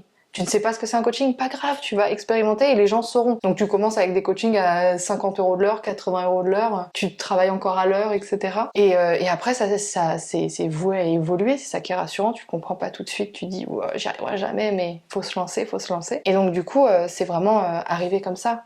Il y a vraiment eu ce truc, tout était aligné, tout était logique. Et après, je me suis laissée porter, j'ai observé, j'ai pris les conseils de clients même, parce que j'ai un de mes premiers clients qui est toujours conseiller en images, donc il faisait du coaching, il démarchait des gens, donc il m'a expliqué le principe de prospection, que je ne suis pas obligée de faire de la prospection agressive et d'aller débarquer dans les DM des gens. Si mes vidéos déjà ont des cartes de visite qui peuvent laisser présager aux gens que c'est ça ma zone de génie, c'est ça mes compétences et c'est ça que je peux leur apporter comme solution. Donc tout ça est venu vraiment petit à petit en postant des vidéos, etc. Okay. Et après le côté plus vraiment tangible et flippant, l'aspect administratif, et ça existait déjà. Tu vois, là j'étais encore auto-entrepreneuse, j'avais juste changé de numéro APE parce que c'était plus le même domaine. Ça fait que 1 an, depuis mai dernier, que j'ai ouvert ma boîte en EURL du coup et que je suis gérante. C'est encore un autre step, encore une autre casquette et encore une découverte totale, mais c'est surmontable et faisable même quand t'as pas encore d'équipe, etc. Donc c'est ça qui est intéressant. Le seul truc qui m'a angoissée d'ailleurs, c'est que le jour où justement j'ai rencontré mon comptable, avant qu'il soit mon comptable, où il m'a dit écoute, même si tu gagnes pas des milliers et des cents pour le moment, l'auto-entrepreneuriat, le problème c'est que t'es imposé sur 100% de ton chiffre d'affaires, alors que déjà l'URSSAF te prend automatiquement une vingtaine de pourcents, 21%. Donc t'es imposé sur des choses que tu peux même pas toucher. Donc il a dit, pour ton futur et pour te booster, tu ferais mieux de passer en EURL, moi c'est ce que je te conseille. C'était lui l'expert comptable, hein. Moi je lui ai pas dit, plutôt EI, non, j'ai dit, EURL, ok, je vais le noter pour pas avoir l'air trop con le jour où on me demande. Et j'étais en mode, ok, donc je me suis renseignée un peu sur le tard, sur tout ça, tu vois. Et c'est pour prouver que avancer à tâtons, c'est ok, tu vois. Et que... je t'en parlais juste avant aussi, le fait de pouvoir déléguer les endroits de ton business où tu te sens complètement perdu, comme par exemple la comptabilité, tu peux déléguer à des professionnels compétents. Et ça aussi, c'est quand il y a eu cet énième déclic qui est apparu dans ma vie d'entrepreneur, où je me suis dit, ok, donc je peux me lancer dans les formations digitales, ce que j'ai toujours pas fait, hein. Énorme barrière limitante, parce que j'avais l'impression qu'il fallait faire d'énormes formations et avoir le plus de connaissances possible, vraiment ce complexe d'infériorité où je me suis dit, on va savoir que je ne sais pas tout.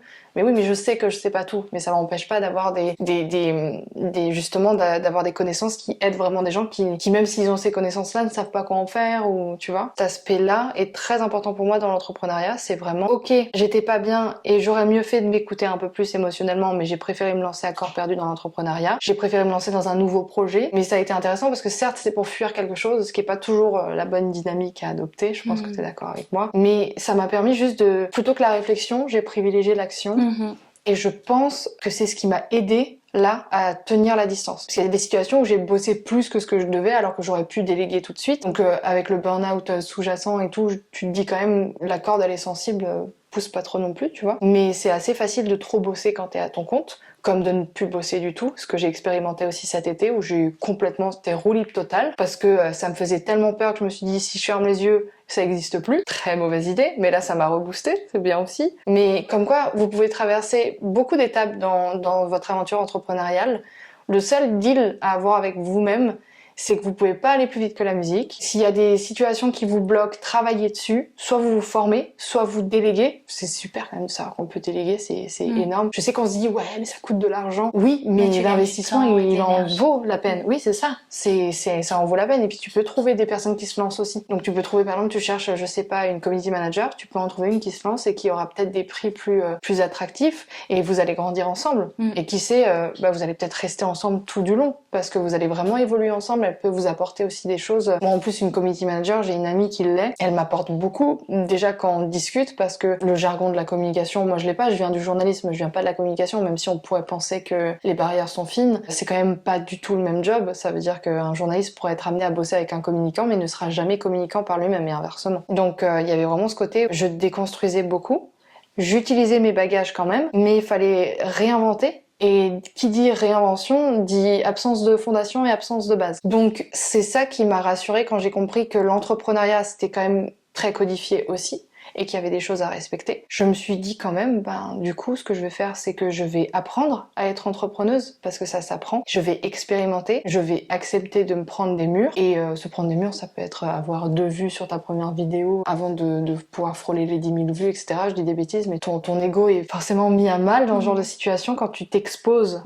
T'expérimentes certes, mais t'exposes, parce que tu peux expérimenter chez toi quand par exemple tu veux faire ton CAP pâtisserie et t'es pas obligé d'exposer ton cake que t'as loupé ou ton flan qui a mal tourné, tu vois. Alors que là, le flan qui a mal tourné, les gens ils le voient avec toi, mais c'est ça qui est beau aussi. C'est ça qui est beau, ils te voient évoluer. Ah, je te suis depuis tes débuts, mais t'as vu comment t'as évolué. Ça, cette phrase-là, elle vaut de l'or. Là, il faut converser avec ces gens-là et leur dire, t'avais quoi comme j'osais jamais. Mais maintenant, je suis là en mode, bah, tu pensais quoi avant, tu penses quoi maintenant. Si la personne, d'un coup, elle te parle d'abord de ton identité visuelle, bah, prends-le. Si elle ne parle pas de ton caractère et qu'elle a pas vu d'évolution dans ton caractère, bah, c'est pas important. Mais si quelqu'un te dit, ah ben genre même physiquement, genre t'étais plus comme ça, c'est rigolo de te replonger dans l'avant, peu importe l'angle, et les gens te voient d'une façon toujours inattendue. De toute façon, tu peux jamais prédire. Mais c'est surtout qu'ils te voient comme toi, tu ne te verras jamais. Ça, c'est vrai. Parce que t'es toujours dur et exigeant avec toi-même. On est vraiment notre pire juge. C'est catastrophique. De manière générale, en quoi l'humain, donc ce que tu es, a un impact dans ton business pour toi? Quelle est la propension de l'humain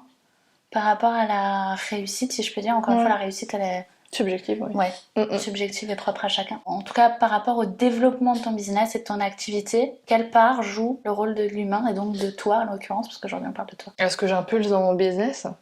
Bah, en fait, c'est toi le moteur, tu vois. Donc si tu bosses pas, l'argent rentre pas, mais il faut pas le voir comme ça.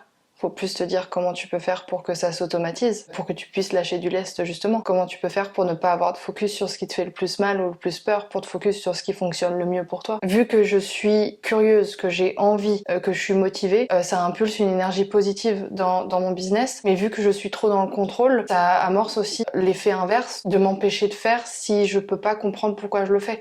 Et ou alors de vouloir trop expérimenter plein de choses d'un coup, et d'un coup t'as trop d'idées, t'as envie de poster tous les jours alors que t'as dit non dans ton calendrier édito pour faire des posts vraiment concrets avec un vrai objectif et que ça te laisse le temps de les travailler. Tu as dit tu postes tous les 2 jours. Ok, peut-être que la machine va avancer moins vite, mais toi tu l'as bien dit, tu veux pas gagner plus d'abonnés, tu veux justement avoir des abonnés qualifiés et fidéliser ta communauté. Donc tu vois, toutes ces questions-là sont hyper intéressantes. C'est vraiment de l'introspection pure en fait, avoir un business. Donc moi je pense que ce que j'amorce c'est un peu à double tranchant, yin-yang quoi. Je pourrais pas dire que mon business il roule grâce à moi. Il y a même des fois où je me rattache à mon business et je vois ce que j'ai fait avant en me disant ah ça va. Là t'as juste un bug où t'as l'impression que tu sais plus rien et que tu pourras rien apporter de nouveau, mais regarde le document que t'avais rédigé il y a 6 semaines, t'avais tout raconté, t'avais tout cadré, parce que d'un coup t'as parfois des moments comme ça trop de trucs en tête. Ouais c'est ça, et t'as plein d'idées, tu les ponds, tu les poses. Récemment j'ai rouvert d'anciennes slides de mes premiers coachings.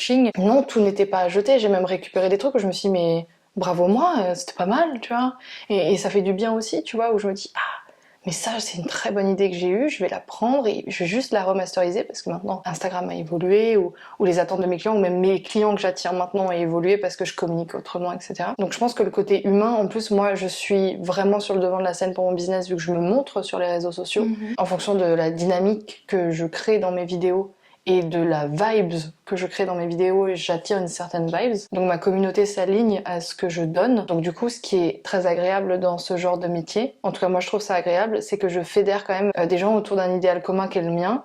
Et d'ailleurs, on en parlait aussi juste avant quand t'es arrivé. Il y a vraiment ce truc où je me dis, alors j'ai une vision de la vie, je suis qui pour l'imposer à quelqu'un? Personne. J'ai envie de la vendre à personne, ma vision de la vie et des choses, tu vois. Mais je vois bien que bah, ça peut plaire à certains qui me disent, si, j'aime beaucoup ta façon de créer. Et c'est fou. Genre, moi, plus petite, quand j'entendais que tu fais quoi dans la vie? Je suis artiste, donc t'es payé pour créer et on t'admire pour ce que tu crées, ce qui vient de toi. Je trouvais ça très beau et je trouve que c'est de l'art aussi, hein, la vidéo, le cinéma et tout. C'est de l'art. Ouais, voilà. C'est de l'art. Moi, je t'admire beaucoup. Hein. Les gens créatifs, mais j'adore. Vraiment, quand je vois toute cette créativité et tout, tu vois, moi, ça, c'est un côté, j'apprends. Je sais pas trop je pense pas que j'en ai pas du tout parce que, voilà. Je pense pas non plus. Mais c'est impossible. Je l'ai bloqué pour plein de raisons, je pense. Dû à des blocages, tout ce qui est lié au corps, à la féminité, je pense que du coup, j'ai bloqué la créativité avec. Et du coup, je trouve ça dommage. Et quand je vois les gens comme toi qui arrivaient tellement à associer les couleurs, à associer les prises de vue, parce que toi t'es plus aussi dans la vidéo, enfin moi ça me fascine les gens qui arrivent à rendre un truc tellement beau en 2-2 et te mettre 2 trucs ensemble et ça rend un truc hyper beau. Je peux te donner un tips. C'est ça même dans la déco, tu vois. Ouais, mais je peux te donner un tips très simple,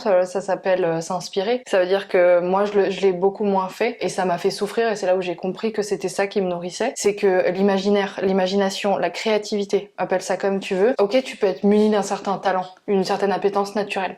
Moi c'est venu très jeune, ma mère elle adorait faire en sorte qu'on puisse s'ennuyer avec ma sœur, qu'on ne fasse rien et qu'après on s'exprime autrement. Et elle nous posait des crayons de couleur, du papier, des feutres, et là ça fusait et il n'y avait pas de devoir impressionner, il y avait pas, elle était pas en mode c'est bien, c'est pas bien. C'était juste c'est quoi, et il fallait qu'on explique. Et là, tu peux raconter des histoires, tu vois. Et c'est aussi pour ça que dans le journalisme j'étais à l'aise, et pas tant que ça justement parce que je pouvais pas non plus être aussi créative que ce que je voulais. Mais ça, je l'ai compris qu'après. Mais du coup, ce que je peux te dire pour la créativité, c'est que donc du coup, tu peux avoir déjà une base grâce à tes parents, à ta socialisation primaire, ou juste parce que c'est ton truc, tu vois. Genre il y a des gens, ils ont envie de dessiner, c'est là. Ça c'est génial qu'ils le comprennent en plus. Moi, c'est arrivé plus tard de comprendre que c'était vraiment mon truc parce que je trouvais que je dessinais mal. Et quand j'ai découvert le digital, je me suis dit mais c'est encore mieux. Genre j'ai pas besoin de faire une ligne droite. La ligne droite, j'ai juste à la poser. C'est génial, tu vois. C'est presque pré-mâché. Mais moi, mes inspirations et mon goût pour l'emplacement des mots, parce que ça a de l'importance. Le choix des couleurs, comment elles matchent. C'est des heures devant Arte ou des documentaires, même sur Netflix. Ça s'appelait comment? Abstract, je crois. En gros, t'as des gens qui ont créé des typos que tu vois tout le temps. Des gens qui ont créé des objets que tu utilises au quotidien. Et ces gens-là te racontent leur processus créatif. Ça me nourrit. Je vais très très souvent dans des musées, parfois même les mêmes. Le musée d'art contemporain de Strasbourg, j'y suis allée peut-être une centaine de fois. On va plus tabler sur la cinquantaine, mais c'est déjà beaucoup. Même quand il y a juste pour aller voir l'expo qu'il y a tout le temps là-bas, tu vois, les expos temporaires, j'y vais souvent, mais parfois je vais voir la collection permanente et c'est toujours la même chose. Mais il y a juste ce truc où ces gens-là, c'est leur job aussi. Ils ont été souvent formés à faire matcher les couleurs, à faire en sorte qu'il se passe un truc, tu vois. Moi, je me nourris comme ça. Sur Instagram, sur mon compte perso, je suis énormément d'illustratrices. Sur YouTube aussi, je suis énormément de créatifs. Peu importe leur support, peu importe l'origine et tout, des anglaises, des américaines, des françaises, des coréennes, etc. Il n'y a pas les mêmes appétences pour le côté artistique. Je suis des youtubeuses où je sens qui a un attrait très puissant au visuel, et ça me nourrit également. J'ai tout un panel, une dizaine de nanas. À chaque fois que je vais sur YouTube le soir, je vois laquelle a sorti sa vidéo et je les regarde, et je me nourris. Et il se passe un truc à chaque fois en moi. Donc tout ça est déjà là, mais c'est parce que je le fais souvent, et qu'après, j'ai passé des heures à regarder toutes les typos Canva. Donc elles sont toutes là. Donc après, quand quelqu'un me dit ouais, je sais pas trop quel typo, et je fais attends, essaye une comme ça, et ils sont là en mode mais comment t'as fait? Ouais, mais c'est des heures d'expérimentation, de curiosité. Après, j'entends des gens dire alors si vous mettez votre texte ici, cassez un peu la dynamique, mettez-le comme ça, et forcément ça va attirer l'œil. Et là après, hop, tu fais une story, et les gens ils disent mais comment t'as pensé à mettre le texte comme ça? Parce que c'est beau. Mais c'est pas que c'est beau, c'est que c'est logique et que je pense vraiment au sens de la lecture et ces choses-là. Et après, j'y pense même plus parce que c'est automatique. Je pense que c'est comme dessiner. Quelqu'un qui sait dessiner aujourd'hui, il a pu apprendre. Tu peux apprendre. Et la créativité, pour moi, tu peux la travailler. Ouais, mais ce qui me dérange, tu vois, moi, c'est peut-être là un blocage, j'en sais rien, tu vois, mais moi, ce qui est dérangeant pour moi, c'est cette notion de copier. J'ai l'impression, du coup, de tellement m'inspirer, du coup, que je vais faire d'être dans le plagiat. Ouais. Okay. Et là, c'est dérangeant. Tu vois. Tu crois qu'ils ont dérangé les gens qui prennent la même appli pour faire les mêmes sous-titres et que certaines vidéos se ressemblent presque quasi totalement? On est vraiment dans du plagiat sur les réseaux sociaux sur beaucoup de points de vue. J'ai même entendu des créatrices me dire qu'il y a des gens qui récupèrent aux US des formations et qui les mettent juste en français et ils gagnent leur vie comme ça, et ils ont pompé radicalement exactement la même chose. Je pense que le plagiat, il y a une part de copier-coller d'un point de vue palpable, mais il y a aussi la volonté de copier. Tu vois, si t'as pas la volonté de copier et que t'es dans une démarche d'inspiration, c'est pas parce que tu vas mettre du bleu roi par exemple dans une de tes publications que je vais me sentir volée, tu vois. Parce que c'est ça le plagiat, c'est que même le créateur normalement il se sent volé et on a usurpé un peu une part de son identité, tu vois. Moi je ne pense pas que ce soit aussi pour toi aussi facile que ça d'être dans de la copie. Dans de la pâle copie, tu vois. Je pense pas que ce soit possible, et c'est pas parce que tu as envie de mettre un sous-titre et que tu vas aller écrire à la créatrice dont tu aimes bien les sous-titres comment tu fais et que tu vas faire la même chose que ça va être la même chose. C'est pas possible. Sinon moi-même, si j'avais même peur à ce point-là de mon identité et qu'elle était pas alignée à ce que je fais, ouais, je donnerais pas des tutos sur mon code couleur, je le montre, je m'en fiche, tu peux récupérer ma couleur, même tu vois avec une pipette sur Instagram, tu le récupères, je m'en fiche. J'ai pas besoin de mettre mon logo partout, d'estampiller comme les voyous partout. J'ai un côté où tu peux pas faire comme moi, parce que même moi au moment où je le fais, je sais pas exactement où je vais tout le temps. Parce que le côté créatif, c'est aussi ça qui est compliqué, c'est que tu pars partout. Exactement, et vous le voyez bien dans la conversation. Elle risque d'être longue, il risque d'être long cet épisode. Ouais, c'est clair. Mais dans l'idée, ouais, non, c'est pas possible. Si tu vas t'inspirer chez quelqu'un qui a déjà une identité forte, bon courage pour la copier de A à Z. C'est presque impossible, tu l'as dit toi-même, il y a quelque chose, il y a un je ne sais quoi que tu peux pas voler, tu vois. Donc je pense que déjà fais des tests et vois ce qui te plaît à toi déjà. Et quand quelque chose te plaît, arrête-toi et essaye de comprendre ce qui te plaît. C'est comme quand une vidéo, je dis toujours à mes clients, Dès que vous arrêtez de scroller, observez pourquoi vous avez arrêté de scroller et ça vous donnera déjà vous aussi les ingrédients qui vont faire en sorte que vous arriviez déjà dans un premier temps, avant d'être écouté, il faut capter l'attention.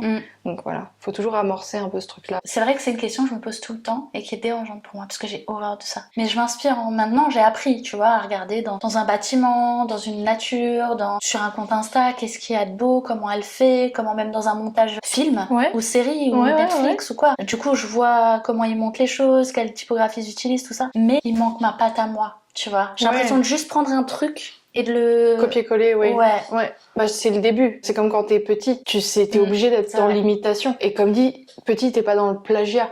Non. Même si je vois ma maman cuisiner, je me dis je veux faire pareil. Première fois que j'ai essayé de faire de la purée mousseline, c'était une catastrophe. Et maintenant, je sais faire de la purée maison, tu vois. La métaphore est chelou, mais je pense que t'as compris l'idée. Donc bien sûr que oui, qu'il faut être dans l'imitation au début parce que ce n'est pas inné. Enfin, ce n'est pas, c'est pas inné, c'est de l'acquis. Voilà, c'est ça. Donc du coup, il y a vraiment ce truc où, ça me bouleverse parce que j'ai presque envie de te dire, c'est sûr que t'as ta patte. C'est déjà là. Faut juste comprendre que ça a été un de mes déclics il y a pas si long. Faut pas comparer ton chapitre 1 au chapitre 42 d'une personne. Et dans la créativité, c'est pareil. Coucou les riches.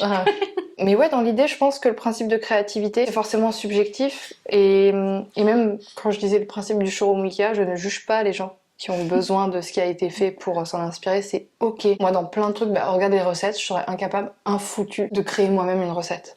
J'ai besoin de m'en inspirer.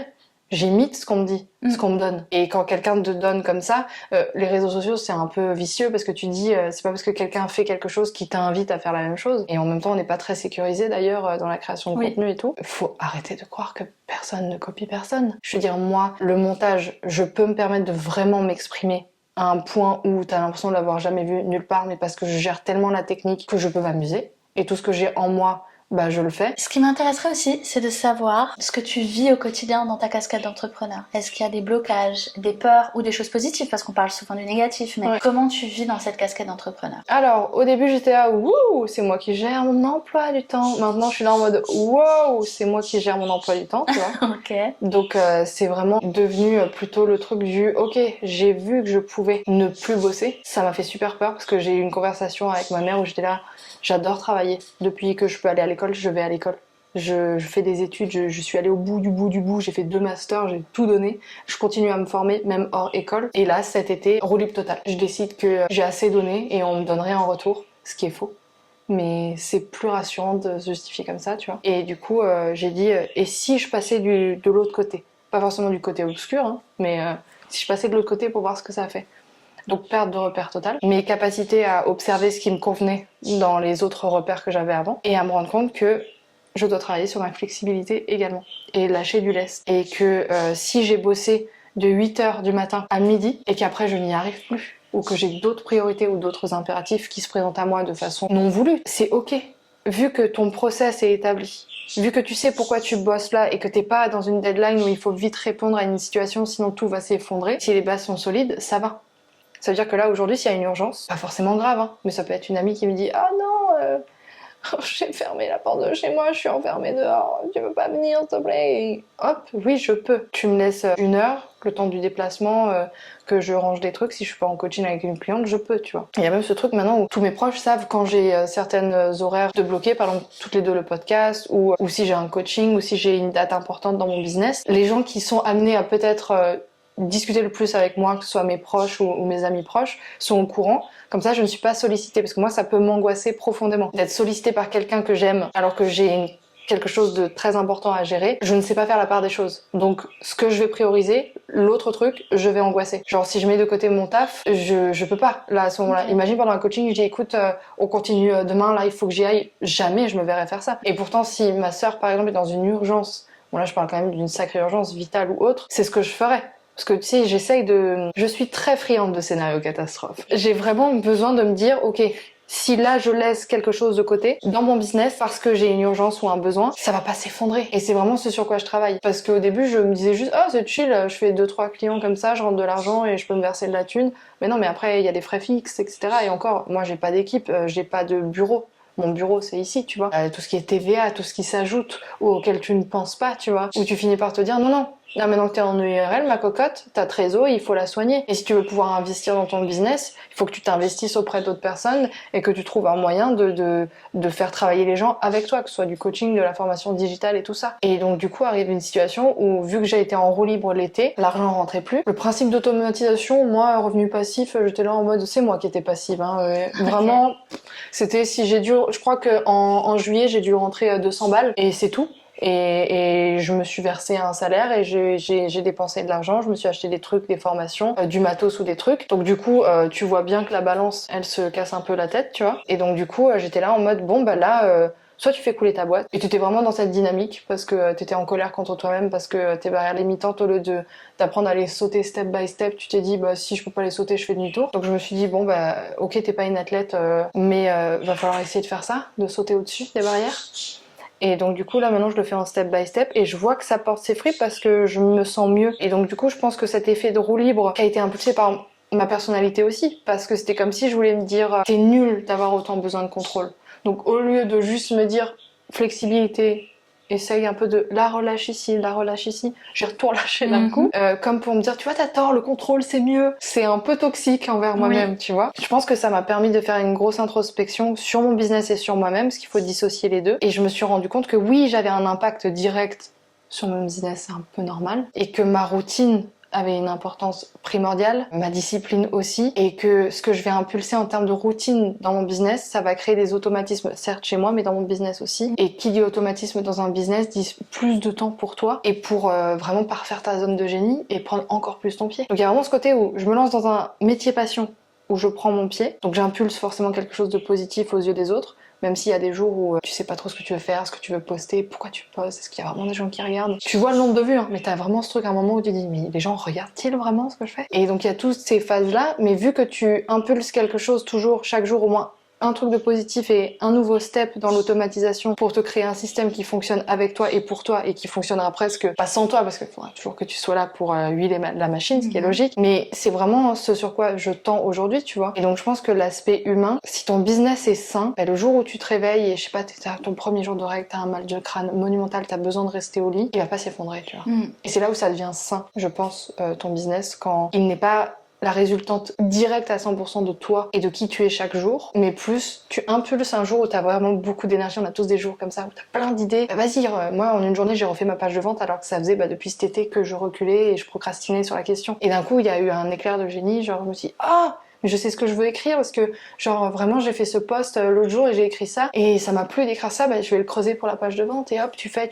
Je l'ai fait, j'ai pondu. Après j'ai fait lire à ma sœur qui a vu des fautes d'orthographe, donc je l'ai pas fait lire avant et hop j'ai corrigé les fautes d'orthographe et après je me suis dit je peux rajouter cette image en plus et du coup après j'ai rajouté un visuel et donc du coup c'est bien la preuve que j'ai expérimenté ça aussi, c'est de me dire que le step by step il est aussi dans la création. Et ce qui est cool c'est qu'aujourd'hui les outils qu'on utilise, c'est pas grave si par exemple tu fais un logo, t'es pas trop sûr, le logo tu peux le revoir, c'est pas un problème, tu vois, t'es pas bloqué justement. C'est vrai, t'as raison. Ça, cool. Cette notion de... Souvent, quand on se lance, on croit que c'est le truc. Oui. Et que après... Si tu fais le mauvais choix, tu es mort. Alors qu'en fait, tout évolue tellement. Oui. Comme tu dis, le logo, la charte graphique, enfin, tout évolue. Même Apple, McDo ont changé de logo. Bon, pas beaucoup, mais si vous regardez même le premier logo Instagram et celui d'aujourd'hui, il n'y a pas photo. Il y a photo. Bon, on en revient à ce que tu disais avant, et d'ailleurs je voulais te dire aussi avant cette notion de pas se comparer au chapitre 572 de quelqu'un. Parce que on est tous partis de zéro à un moment donné en fait. Ça. Et c'est important de faire et il faut parfois 10 ans pour réussir du jour au lendemain. Ouais, c'est ce que c'est mes deux citations préférées. Je me les répète au quotidien, chaque fois je suis là, Mais parce qu'en fait, c'est comme, tu connais l'histoire du bambou ou pas? Non.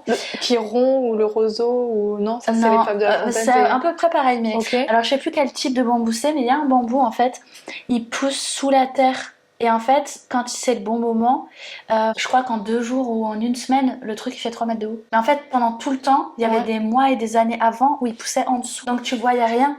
Je sais plus c'est quoi le type de bambou.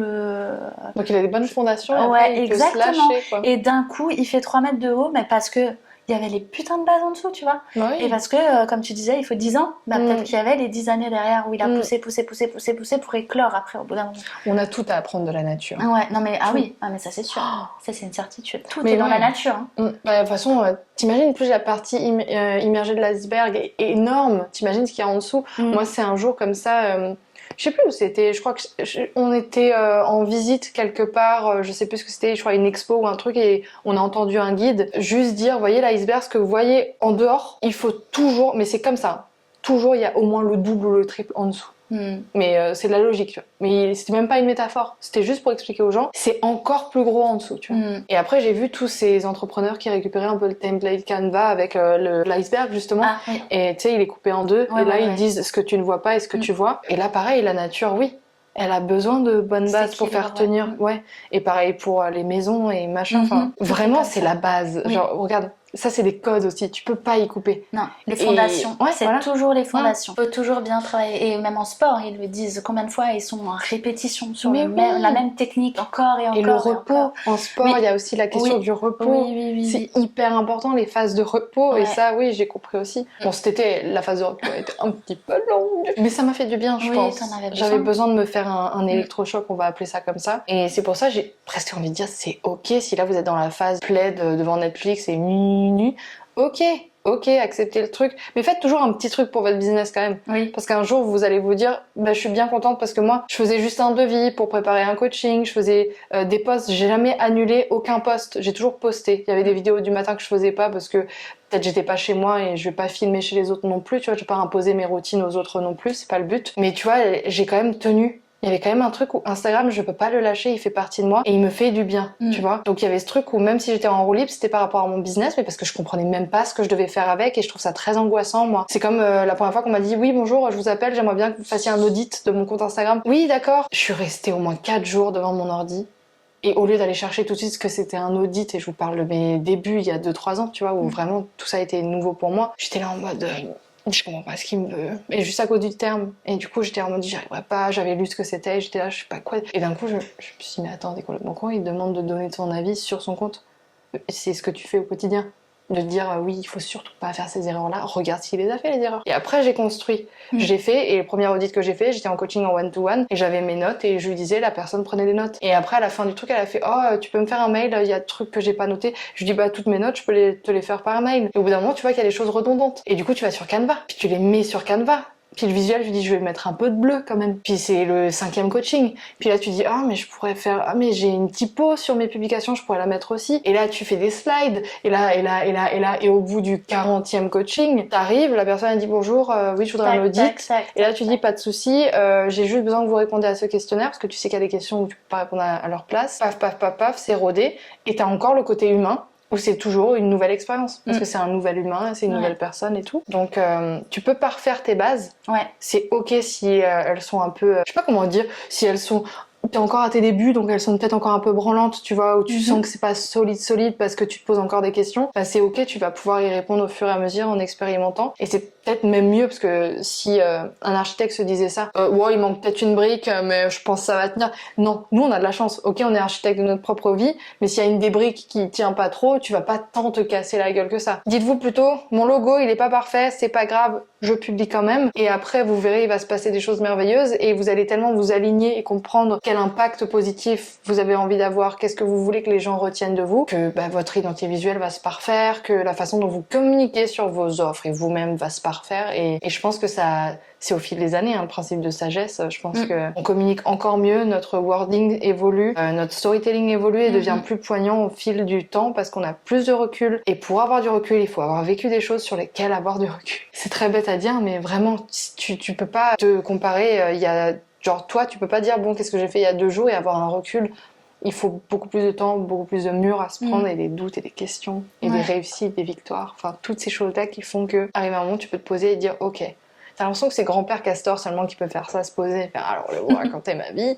Mais non, genre regarde-toi, il y a, allez, on va dire 3 mois. Je trouve qu'en 3 mois déjà il peut se passer énormément de choses. Donc il y a 3 mois, qu'est-ce que t'as fait comme publication, et regarde ce que tu fais maintenant, et tu vas pas, même s'il y a un petit changement, il y a un petit truc qui va changer. T'auras peut-être évolué en termes de matos. T'auras peut-être évolué en aisance face à la caméra si t'es en face cam. Il y a toujours un petit truc, et comme ça tu peux être fier de toi et te dire ok, je vais où maintenant. mais toujours se dire que c'est ok, que c'est voué à bouger tout le temps, et c'est ça qui peut être angoissant aussi vu que les réseaux bougent tout le temps. Donc il y a toutes ces choses. Du coup, tu me faisais une belle transition par rapport au fait de savoir avoir cette parole sage, de se regarder en arrière et tout. J'aimerais bien que tu me donnes la chose la plus positive depuis que t'es entrepreneur et la plus grosse peur ou le truc le plus négatif depuis que t'es entrepreneur. La chose la plus positive, c'est que je gagne mon argent moi-même et je ne suis redevable auprès de personne. Et ça me fait un bien fou. Ok. Parce que vraiment, genre j'ai déjà eu des situations où tu sors avec des gens, t'as pas l'argent, ils te payent un verre. Et je disais toujours à mes potes, tu vois ce verre, un jour on va me le reprocher. Et ils se disaient mais non mais c'est un cadeau et tout, qu'est-ce que tu racontes, vas-y t'es pessimiste, t'es négative. La personne en question par exemple, je sais pas, tu sors avec et ça devient ton ex, un jour il dit ouais t'es bien content quand je te payais des verres et hop, ça revient. Donc il y a eu ce côté où je me suis dit, je sais que l'humain, l'enfer est pavé de bonnes intentions, mais je sais que l'humain est profondément mauvais. Comme vous avez découvert, j'ai peur des gens, moi, et je pars du principe que tout le monde a un fond mauvais, mais dans l'idée, t'as une petite jauge au-dessus de la tête, et elle part à 0 avec moi, et après tu peux monter jusqu'à 5. Bon, 5, c'est le sang de la veine, c'est ma mif. Si déjà t'arrives à 3-4, c'est que je te fais confiance déjà, et moi ça me fait du bien aussi de faire confiance aux gens. Je dis pas que personne ne mérite mon attention et ma confiance, je lutte au quotidien pour faire confiance à des gens, mais j'ai souvent été très déçue, et eux aussi je pense, parce que mine de rien, quand t'es déçu envers quelqu'un, il peut être aussi déçu envers toi, faut pas l'oublier aussi, tu vois. Donc se remettre en question, c'est aussi très important. Et c'est cette remise en question qui me permet un peu de me dire que, ok, moi ce qui me dérangeait, c'est vraiment le truc où je fais confiance, et après, c'était toujours sur l'argent qu'on me taclait. Parce que, comme je te dis, j'ai jamais été pleine aux as ou ces choses-là. Et à un moment donné, je me suis dit, ok, première fois que je bosse pour quelqu'un et que j'ai de l'argent de façon à pouvoir sortir et dépenser de l'argent et peut-être même payer des verres à des gens enfin, tu vois. C'était hyper gratifiant pour moi de dire à ma mère je t'invite au resto. Et encore aujourd'hui d'ailleurs, c'est toujours un plaisir, on a l'impression que c'est Noël à chaque fois. Et ça aussi c'est trop cool d'ailleurs. Faut cultiver ce truc-là. C'est comme quand je recevais des colis quand j'étais influenceuse culinaire. C'était tous les jours Noël. Je me suis jamais habituée. Pour moi, c'est toujours un plaisir, tu vois. Et dans l'idée, je me suis dit, ok, je vais être libre et indépendante financièrement parce que j'espère que ça va bientôt changer et que je vais me dire pour moi, j'ai envie d'être à l'aise financièrement comme ça, même le jour où je serai daronne, où j'aurai même juste à transmettre quelque chose à quelqu'un, je veux que ce soit aussi quelque chose d'agréable parce que ma mère, ça a été sa souffrance de nous dire j'aimerais tellement genre juste pouvoir vous dire j'ai mis de l'argent de côté, je vous achète un appart, ou ma sœur quand elle a eu son permis, elle aurait aimé pouvoir donner de l'argent même pour sa voiture, ou tu vois. Il y a toutes ces choses où tu te dis, on pourrait dire à ma mère oui c'est votre choix, mais non, il y a une part de mon choix, malheureusement, surtout à l'époque où elle était plus jeune, et elle a fait des choix énormes, elle a quitté son foyer très rapidement pour être indépendante financièrement, mais indépendante financièrement, ça veut pas dire forcément gagner beaucoup d'argent. C'est juste pouvoir subvenir et survivre, tu vois. Et du coup, on est plus dans cette logique survivaliste dans la famille. Et à un moment donné, je me suis dit, j'aimerais respirer et plus me poser de questions sur l'argent. Et donc, du coup, c'est vraiment ce truc-là où je me suis dit, ok, je peux vraiment me dégager un chiffre d'affaires qui me permette d'investir dans mon business sans me dire, quoi, il y a 3 zéros derrière ? Tu vois, par exemple, et aussi me dire je peux me verser de l'argent. J'ai un ami qui m'a dit ouais, c'est quoi ton deal ? J'ai dit 10 000. Pourquoi tu veux moi un jour j'ai touché un peu moins, mais je vois pas pourquoi tu te verserais 10 000. J'ai dit mais je veux pas me verser 10 000 euros. Pourquoi je voudrais un salaire de 10 000 euros ? Je me suis dit là mon deal c'est 10 000 de CA. C'est genre ma boîte le but, tu vois. Genre même l'indépendance financière, je la vivrais juste comme ça parce que je pense que ma vie va être rythmée par mon business de toute façon et c'est ce que je veux. Tu vois, je verrais pas ça comme quelque chose de négatif. Je veux que ma vie se construise autour de ce que j'aurais construit moi-même. Pas en être dépendante, mais en tout cas qu'il se passe quelque chose où je suis fière de mon business, j'ai le droit de vivre pour lui et avec lui, tu vois. Et donc du coup, il y a vraiment ce truc où je me suis dit, ouais, je veux que mon business, il aille bien, qu'il soit en bonne santé, et que je puisse me verser un salaire correct. J'ai pas besoin, comme je vous dis, d'avoir 10 000 euros par mois. Je ne suis pas encore dans cette priorisation où je me dis, j'ai une villa à payer et peut-être des ouvriers, ou tu vois, genre, j'y suis pas encore du tout, je veux pas ça. Je veux juste me dire que l'argent que je vais pouvoir me verser, ce sera en fonction de ce que j'ai envie de faire, ce dont j'ai besoin, et à partir de ce moment-là, quand l'équilibre sera là, et qu'il y aura pas d'abord les besoins, et après les envies, bon, faut les mettre un peu de côté, mais je me sentirai déjà riche, tu vois. Je pense. Et c'est vraiment ça le plus positif dans l'entrepreneuriat, c'est de me dire, je peux déterminer, ça peut être angoissant aussi, hein, c'est à double tranchant, mais je peux déterminer par la seule force de ma volonté de gagner plus, sans forcément travailler plus, et d'être plus à l'aise financièrement, et de mettre en place les projets que je me suis toujours promis d'avoir. Donc ça, c'est vraiment le côté positif. La thune. Je sais que les gens aiment pas forcément qu'on en parle, mais c'est super intéressant, cette question-là. parce que c'est une des plus grosses barrières limitantes chez moi. Je ne mérite pas de gagner de l'argent. Bien sûr que si. Surtout que si c'est moi qui le gagne pour moi-même et c'est bon, j'ai le droit de faire ce que je fais. Et je sais que le jour où ça va augmenter, parce que là je me suis quand même mis d'énormes barrières et cet été ça m'a rassurée de perdre l'argent que j'avais, tu vois. Donc du coup je pense que c'était pas encore totalement réglé, mais là j'ai l'impression que ça se décoince un peu, où je me dis tu voles pas cet argent, tu le gagnes, ça va aller, tu vois. Donc déjà... Un gros sujet, hein. Ah oui, un vraiment. très très gros sujet. Ouais. Mais c'est hyper intéressant et ça te fait grandir aussi. Oui. Donc mais après c'est au-delà de cette histoire de je mérite l'argent. Il y a aussi cette notion de en fait l'argent c'est mal vu. L'argent on en a besoin. Les gens qui ont de l'argent, l'argent en tant que tel, sauf ceux qui sont vraiment contre le capitalisme ou ces choses-là, mais j'ai l'impression que c'est surtout les gens qui ont de l'argent qui sont mal vus parce que on pense que l'argent est gagné facilement. Oui, ouais, alors c'est ça. que pas du tout en fait. Ils ont juste fait travailler leur intelligence autrement. Ouais, c'est ça. Ils ont développé une intelligence, Bon, ce qu'on appelle une intelligence financière. Voilà, c'est ça. Mais après, il y a des gens, on peut parler de népotisme et des gens qui sont peut-être, je sais pas, rentiers ou ces choses-là. Auquel cas, il faut pas oublier qu'avant d'être rentiers eux-mêmes, il y a peut-être des gens dans leur famille avant qui ont bossé très dur. Donc c'est pas de l'argent mal gagné ou qui ne leur est pas dû. C'est comme ça. C'est que même moi, je me dis, si je peux me construire un empire et le jour où j'ai un gosse, je peux lui léguer cet empire et il aura peut-être même pas trop besoin de bosser, admettons, je serai la plus heureuse. Et je serai pas en train de me dire, j'ai éduqué quelqu'un qui bosse pas. Non, si j'ai envie de créer ça pour ma descendance, ça me regarde. Donc du coup, les gens qu'on peut croiser qui n'ont pas besoin de trop bosser parce que dans la famille ça se passe bien financièrement, là aussi, arrêtez de juger. Il y a des gens qui ont peut-être perdu des litres de sueur derrière pour que justement cette génération-là soit aussi confortable. Il y a des limites dans tout ce que j'amorce et forcément on pourrait trouver des contre-exemples, mais dans l'idée, c'est dommage d'en faire un trait de caractère, l'argent. Déjà, c'est pas un trait de caractère, même s'il y a des gens qui en font leur personnalité, mais ça les regarde, mais c'est pas un trait de caractère. Donc du coup, si on a cette barrière limitante-là, faut juste se dire quels sont tes projets, chiffre-les, fais-en des objectifs smart, genre vraiment calculables et tangibles et palpables. Et si t'as besoin de temps et temps dans ta vie et de rentrer temps et temps d'argent, et par exemple, moi je me dis, je veux cette formation, elle coûte 3000 balles, si je veux dépenser 3000 balles dans cette formation, je ne suis pas obligée de gagner tout de suite 3000 balles, mais il faut que je m'assure de pouvoir, grâce à cet investissement, pouvoir injecter quelque chose dans mon business qui puisse ensuite faire rentrer l'argent, etc. Parce qu'avant de créer un guide ou des formations, je me forme sur le principe de créer des e-books, de créer des trucs. Donc j'ai dépensé de l'argent avant d'en gagner, et c'est comme ça que je fonctionne déjà, parce que ça me rassure. Ouais, même le principe d'investissement, oser avoir l'impression que tu perds de l'argent et te faire assez confiance, prendre le risque de dire mais non, mais ça va rentrer, peut-être autrement, pas tout de suite. Mais c'est ça, être un entrepreneur, c'est accepter les risques. Ah oui, le risque, le gros risque. Mais ça, c'est agréable aussi, quand tu vois que c'est pour la bonne cause et que tu es capable de prendre les bonnes décisions, ça va. Du coup, au milieu de tout ça, je veux quand même ce truc négatif ou cette peur, cette grosse peur que tu vis depuis que tu es dans l'entrepreneuriat. Bon là, je vais pas dire que je l'ai trouvée toute seule, ça a été des grosses discussions avec mes proches. Et celle qui est ressortie, c'est la peur de réussir. Première fois que tu l'entends, tu dis, plaît-il ? Non, moi j'ai envie de réussir, tout le monde a envie de réussir, pourquoi j'en aurais peur ? Et oui, du coup, imagine là, tu réussis, tu veux réussir quoi ? Je sais pas, je me suis jamais projetée. Voilà, donc déjà, il y a un problème. Tu sais que tu veux réussir, dans quoi tu sais pas, comment tu sais pas, donc non, il y a quelque chose qui te fait peur, genre réfléchis déjà à ce que c'est ta notion de la réussite, du succès. Qu'est-ce que tu veux réussir ? Et même si c'est faire une vidéo par jour, c'est ta vision des choses, tu penses comme tu as envie de penser. Ok. Après, autre problème avec la question de la réussite, c'est vraiment le simple fait de se dire ouais mais what's next ? Si t'atteins un de tes goals, qu'est-ce qu'il y a après ? Qu'est-ce qu'il y a derrière ? Et est-ce que c'est vraiment agréable de réaliser ses rêves, tu vois ? C'est comme le principe de réaliser ses fantasmes et ces choses-là, tu vois, il y a des choses, quelquefois, t'as l'impression qu'il faut mieux pas les atteindre. C'est très bizarre, tu vois. Je pense que ça dépend toujours du pourquoi tu le veux. Ouais, exactement. Mais du coup, parce que pourquoi je l'ai pas ? Ouais. Les nouvelles barrières limitantes que je peux créer derrière, elles sont infinies. Je peux me faire un boulevard de barrières limitantes. Là, moi, je suis tranquille, je fais du saut de haie, là, c'est bon.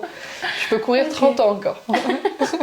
Je suis vraiment bien là. Pourtant, tu vois, je pense que c'est ça qui est... Parce que c'est le même principe de la personne qui a peur d'être seule, elle pense que quand elle sera en couple, elle n'aura plus peur. Ou la personne qui dit je serai heureuse quand je serai riche, justement, on revient sur la question de l'argent. Et en fait, c'est comme toutes ces personnes.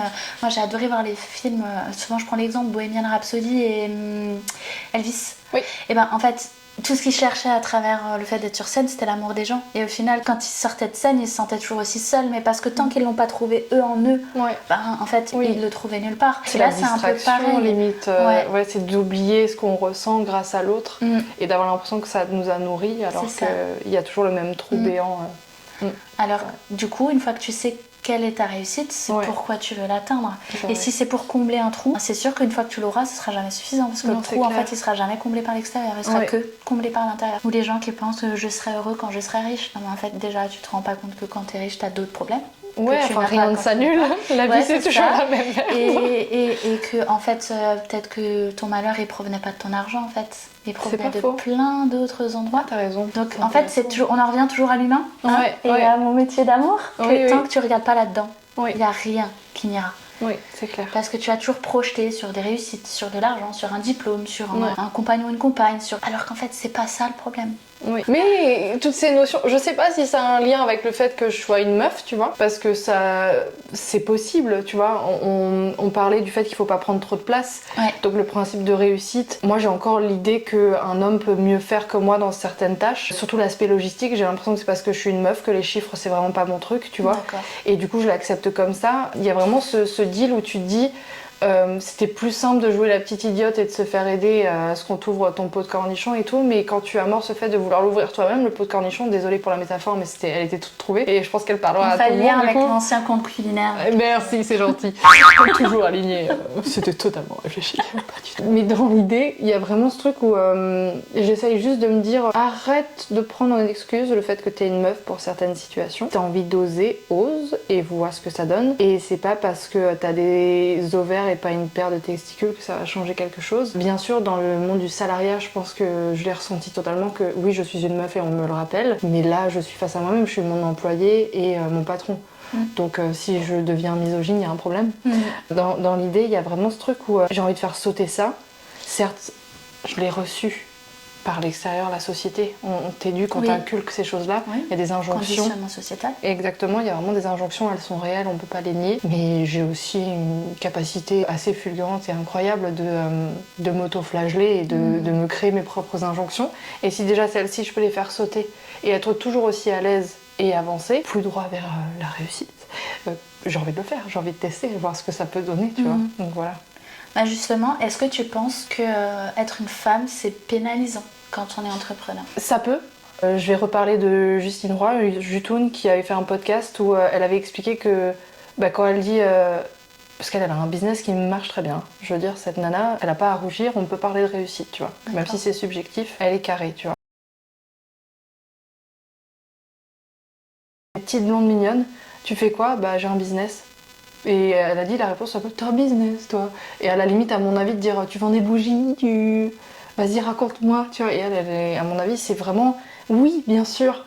Il y a un problème, mais c'est pas parce que t'es une femme que c'est un problème, c'est plutôt ton interlocuteur en face. Donc si tu décides, déjà soigne ton environnement direct, ne côtoie pas des gens misogynes qui partent dans le principe qu'une femme a un rôle à jouer, une femme doit faire certaines choses. Sachez, mesdames, que si vous avez envie de rester chez vous et de bosser de chez vous en télétravail et que vous voulez absolument faire la cuisine parce que vous adorez ça, c'est pas une honte non plus. Donc, il faut pas le prendre dans le mauvais sens non plus et être agressif avec son mec en mode j'ai fait le ménage 2 fois aujourd'hui, et peut-être que c'est votre kiff, tu vois, de faire le ménage. Donc faites le ménage en fait. C'est pas parce que vous êtes une femme que vous faites le ménage.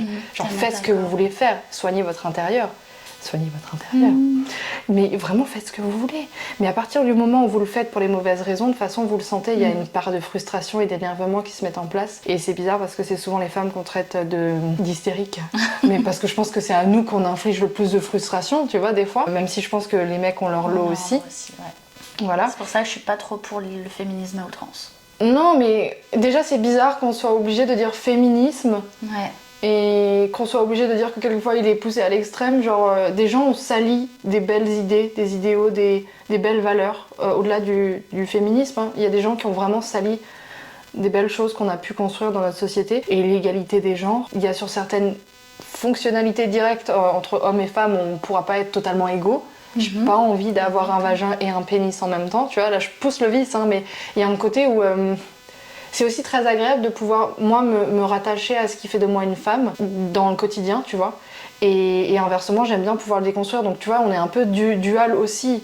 Il y a ce côté où ça m'arrange d'être une femme et parfois pas du tout. Mais j'ai pas envie de clamer haut et fort seulement les moments où je suis pas d'accord d'être une femme. Alors que peut-être qu'hier, j'étais très bien et je me complaisais très bien dans mon rôle de femme en tant que personne déjà, pas seulement femme mais en tant que personne. Donc il y a juste un fond d'hypocrisie, je pense, et beaucoup de frustration et que c'est des gens qui n'ont pas travaillé sur eux-mêmes. On a le droit de hurler qu'on souffre par rapport à un trauma, mais de là à trouver un bouc émissaire et en faire quelque chose de très général. On a vu dans l'histoire, et c'est pas si vieux, que quand tu choisis un bouc émissaire et que tu choisis quelque chose qui puisse prendre un panel énorme et un échantillon énorme de la société, ça se résout pas forcément de très belle façon. Donc ça ne sert à rien de chercher à globaliser et de dire all men are trash ou le problème c'est parce qu'il a cette religion, cette couleur de peau. Non, ça serait trop beau pour les cons qui ont ce genre d'idées, que ce soit vrai et vérifié, mais ça ne marche pas comme ça la vie. Donc vraiment l'idée c'est que je pense que oui, bien sûr que oui, en fonction de qui il y a en face de toi, si tu es une femme, ça peut, genre tu peux être moins légitime pour l'autre, mais si tu es légitime pour toi, ça ne peut pas t'affecter.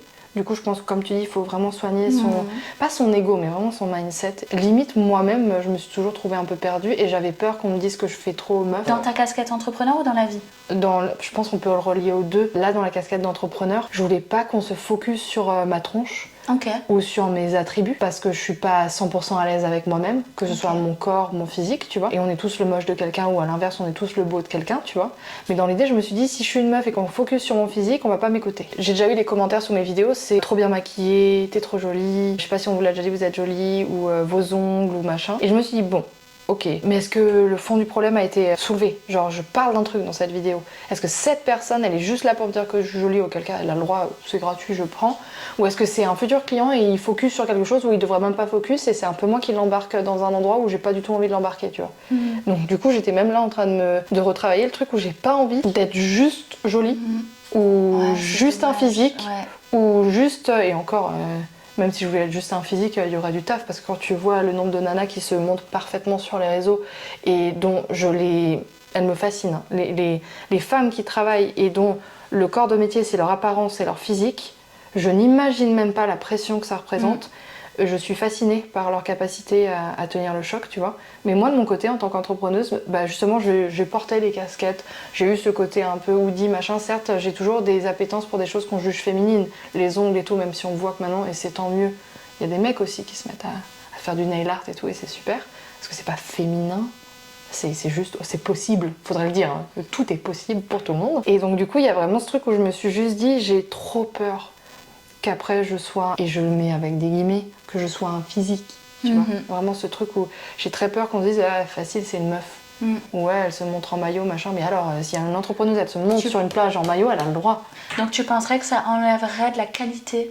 Je suis pas à l'aise avec mon corps, donc juste pour ça je peux pas. Ok. Mais une entrepreneuse qui est à Bali, et elle est en maillot de bain, et elle a envie de dire j'ai réussi ma vie, je veux vous permettre de faire la même chose que moi, elle a totalement le droit. Et si elle trouve que ça sert ses valeurs et son business et qu'elle veut attirer les femmes qui veulent faire la même chose, bah encore heureux qu'elle le fasse. Parce que si dans ta communication tu impulses pas ce que tu veux attirer et ce sur quoi tu veux fédérer, bah ça ne marchera pas.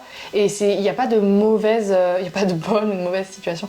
Il n'y a pas de mauvaise valeur ou de mauvais choix sur ce que tu veux impulser dans ton business et comment tu veux l'incarner. C'est bien ce que je dis. Si une femme elle veut hésiter de ses on va dire ses atouts féminins, c'est un peu bizarre de dire comme ça dans le sens que, ouais voilà, c'est même si on n'est pas juste des morceaux de viande et des physiques, mais dans l'idée on a le droit écoutez ce que la nature vous a donné, vous avez le droit de l'utiliser comme vous voulez en fait. Fuck. Mais dans l'idée, il y a vraiment ce côté où moi ça me faisait trop peur par rapport à moi-même et maintenant je m'en amuse plus. Je m'amuse à me sentir belle dans mes vidéos, je m'en amuse de nouveau. Je me réapproprie mon image, ça va beaucoup mieux. C'est trop bizarre de dire ça, c'est la première fois que je le dis à haute voix et ça me fait super bizarre parce que j'ai l'impression que ça n'a pas de sens de dire ça. Mais si, prends-le. On le dit jamais assez. C'est pas bien de dire qu'on se trouve belle. Bah si, en fait, si tu trouves belle, là ça va. Il y a des matins, je me trouve fraîche, ça me fait du bien et ça me motive. Bah voilà. Voilà, je l'ai dit. On a besoin de se sentir bien dans notre peau. Mais de se sentir bien pour soi, pas en fonction des critères de beauté extérieure. Bon, je suis une déesse, mais je reste accessible. Mais tu vois, par rapport à tout ce que tu exprimais, moi ce que je trouve... on en revient toujours à l'histoire d'intention, en fait. Oui. C'est, tu montes ton corps, mais quelle est ton intention? Ouais, c'est exactement ça. C'est juste ça. Ouais. Si tu le fais en pensant que ça va faire décoller ton compte Insta ou que ça va te ramener des clients, je pense que l'intention est pas bonne. Non. Si tu le fais juste parce que toi t'es ok avec, t'adores ton corps, t'as envie de le montrer, tu es à l'aise avec ça, tout ça, bah là c'est ok. En fait, c'est toujours une question de soi à soi et de l'intention qu'on met au départ. Et ça se sent en général, Oui, exactement. Ça se sent même à travers un téléphone, hein. Même à travers une vidéo YouTube ou un post Instagram, ça se ressent. Et là, on en revient à mon cœur de métier, c'est se connaître soi. Savoir pourquoi on fait les choses. C'est un taf. Hein. Ouais, mais tu vois, c'est un taf. En fait, une fois que tu as compris le truc, ça devient facile parce qu'en fait, c'est autant de questions que tu te poses au quotidien parce qu'on t'a appris à te les poser. Tu te poses la question le matin, j'ai besoin de temps et tant de temps pour me préparer, donc il faut que je me lève à telle heure pour partir en avance. C'est des questions que tu te poses naturellement parce qu'on t'a appris à un moment donné qu'il fallait tant et tant de temps pour se brosser les dents, tant et tant de temps. Et ben, si dès le départ on t'apprenait à se poser ces questions-là sur toi, elles seraient aussi innées que le reste. Et c'est pour ça qu'il faut apprendre, juste se donner la peine de se dire, ok, je me replace en priorité dans ma vie et j'apprends à me poser des questions sur moi avant de me poser des questions sur le reste. Du coup, c'est la seule chose qui était problématique pour toi dans le lien femme-homme, dans ta façon d'entreprendre? Bah là, je me sens légitime de parler de ça directement parce que c'est les questions que je me suis posées il y a pas si long. Sinon, il y en a d'autres des questions à se poser, mais je me sens pas totalement légitime de les aborder parce que j'ai pas été trop victime. Moi, quand je parle de mon taf ou des choses comme ça, on me dit pas ah bon, toi t'as un business. Je n'ai jamais eu ça. On m'a jamais foutu ça dans la gueule, etc. Mais parce que j'avance encore petit, donc j'impressionne pas, donc je ne sais pas ce que ça va donner le jour où peut-être je rentrerai dans d'autres sphères, j'en sais rien. Je pense que je ne suis pas encore à une étape de mon business où certains auront envie de me rappeler à ma condition de femme. Donc ça va pour le moment pour moi, tu vois, mais parce que je pense que j'avance petit et qu'une femme on l'attend pas dans le grand et dans le grandiose. Donc je pense qu'à partir du moment où tu brilles un peu trop et tu prends plus de place, tu te prends plus de remarques. Mais voilà, dans l'idée, vraiment là, à l'heure actuelle, oui, c'est ce que je voulais plus aborder, c'est vraiment qu'on peut être un peu résumé à notre physique. Et c'est bien dommage parce que chaque être humain est bien plus qu'un physique. Moi, il y a une question que je vais te poser parce que moi, c'est quelque chose que je rencontre, par exemple. Est-ce que tu as plus de femmes qui viennent te demander de qui me démarchent en tant que cliente?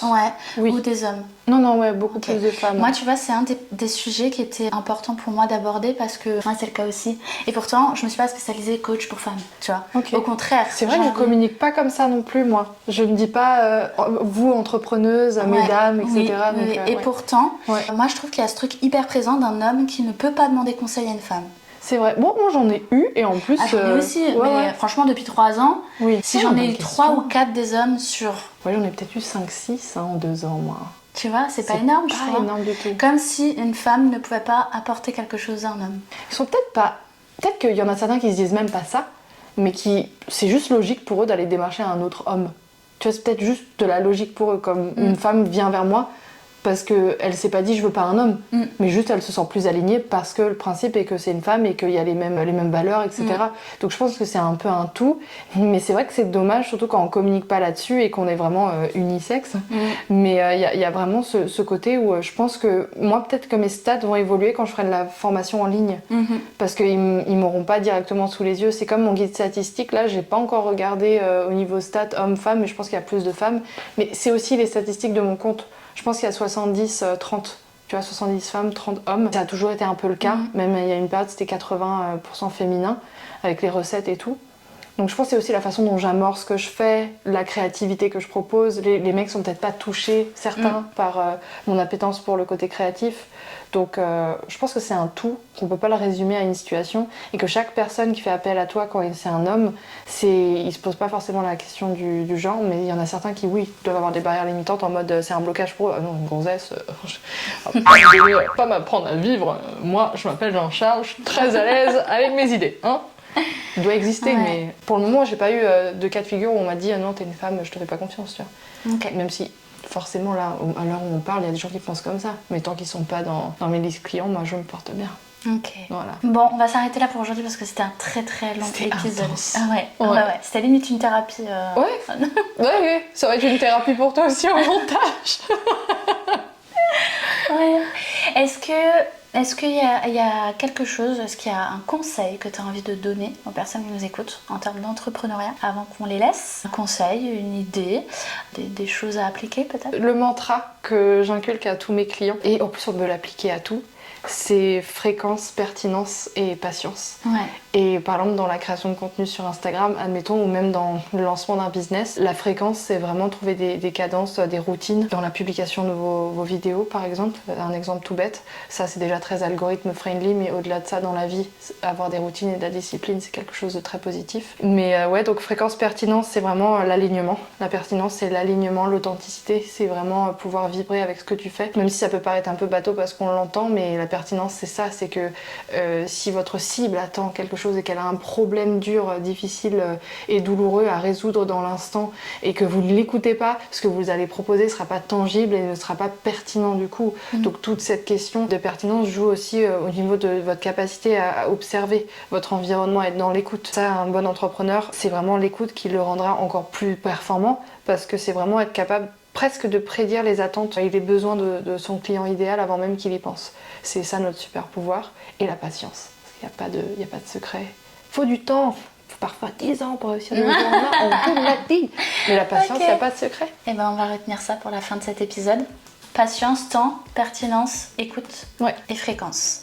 Cadence. Allez, on se retrouve dans un prochain épisode. Où est-ce qu'on peut te retrouver? En priorité sur Instagram, comme les voyous. Je vous mettrai juste en bas en barre d'infos le lien vers le compte Insta. Et puis comme d'habitude, pour vous abonner, pensez à vous abonner, à liker, à partager, parce que ça aide l'algorithme et ça permet à mon travail de gagner en visibilité. Et elle le mérite.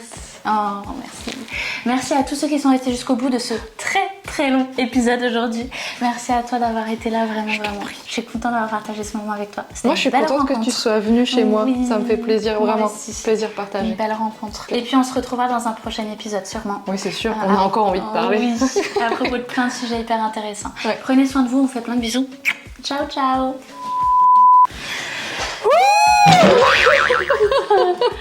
J'en peux plus.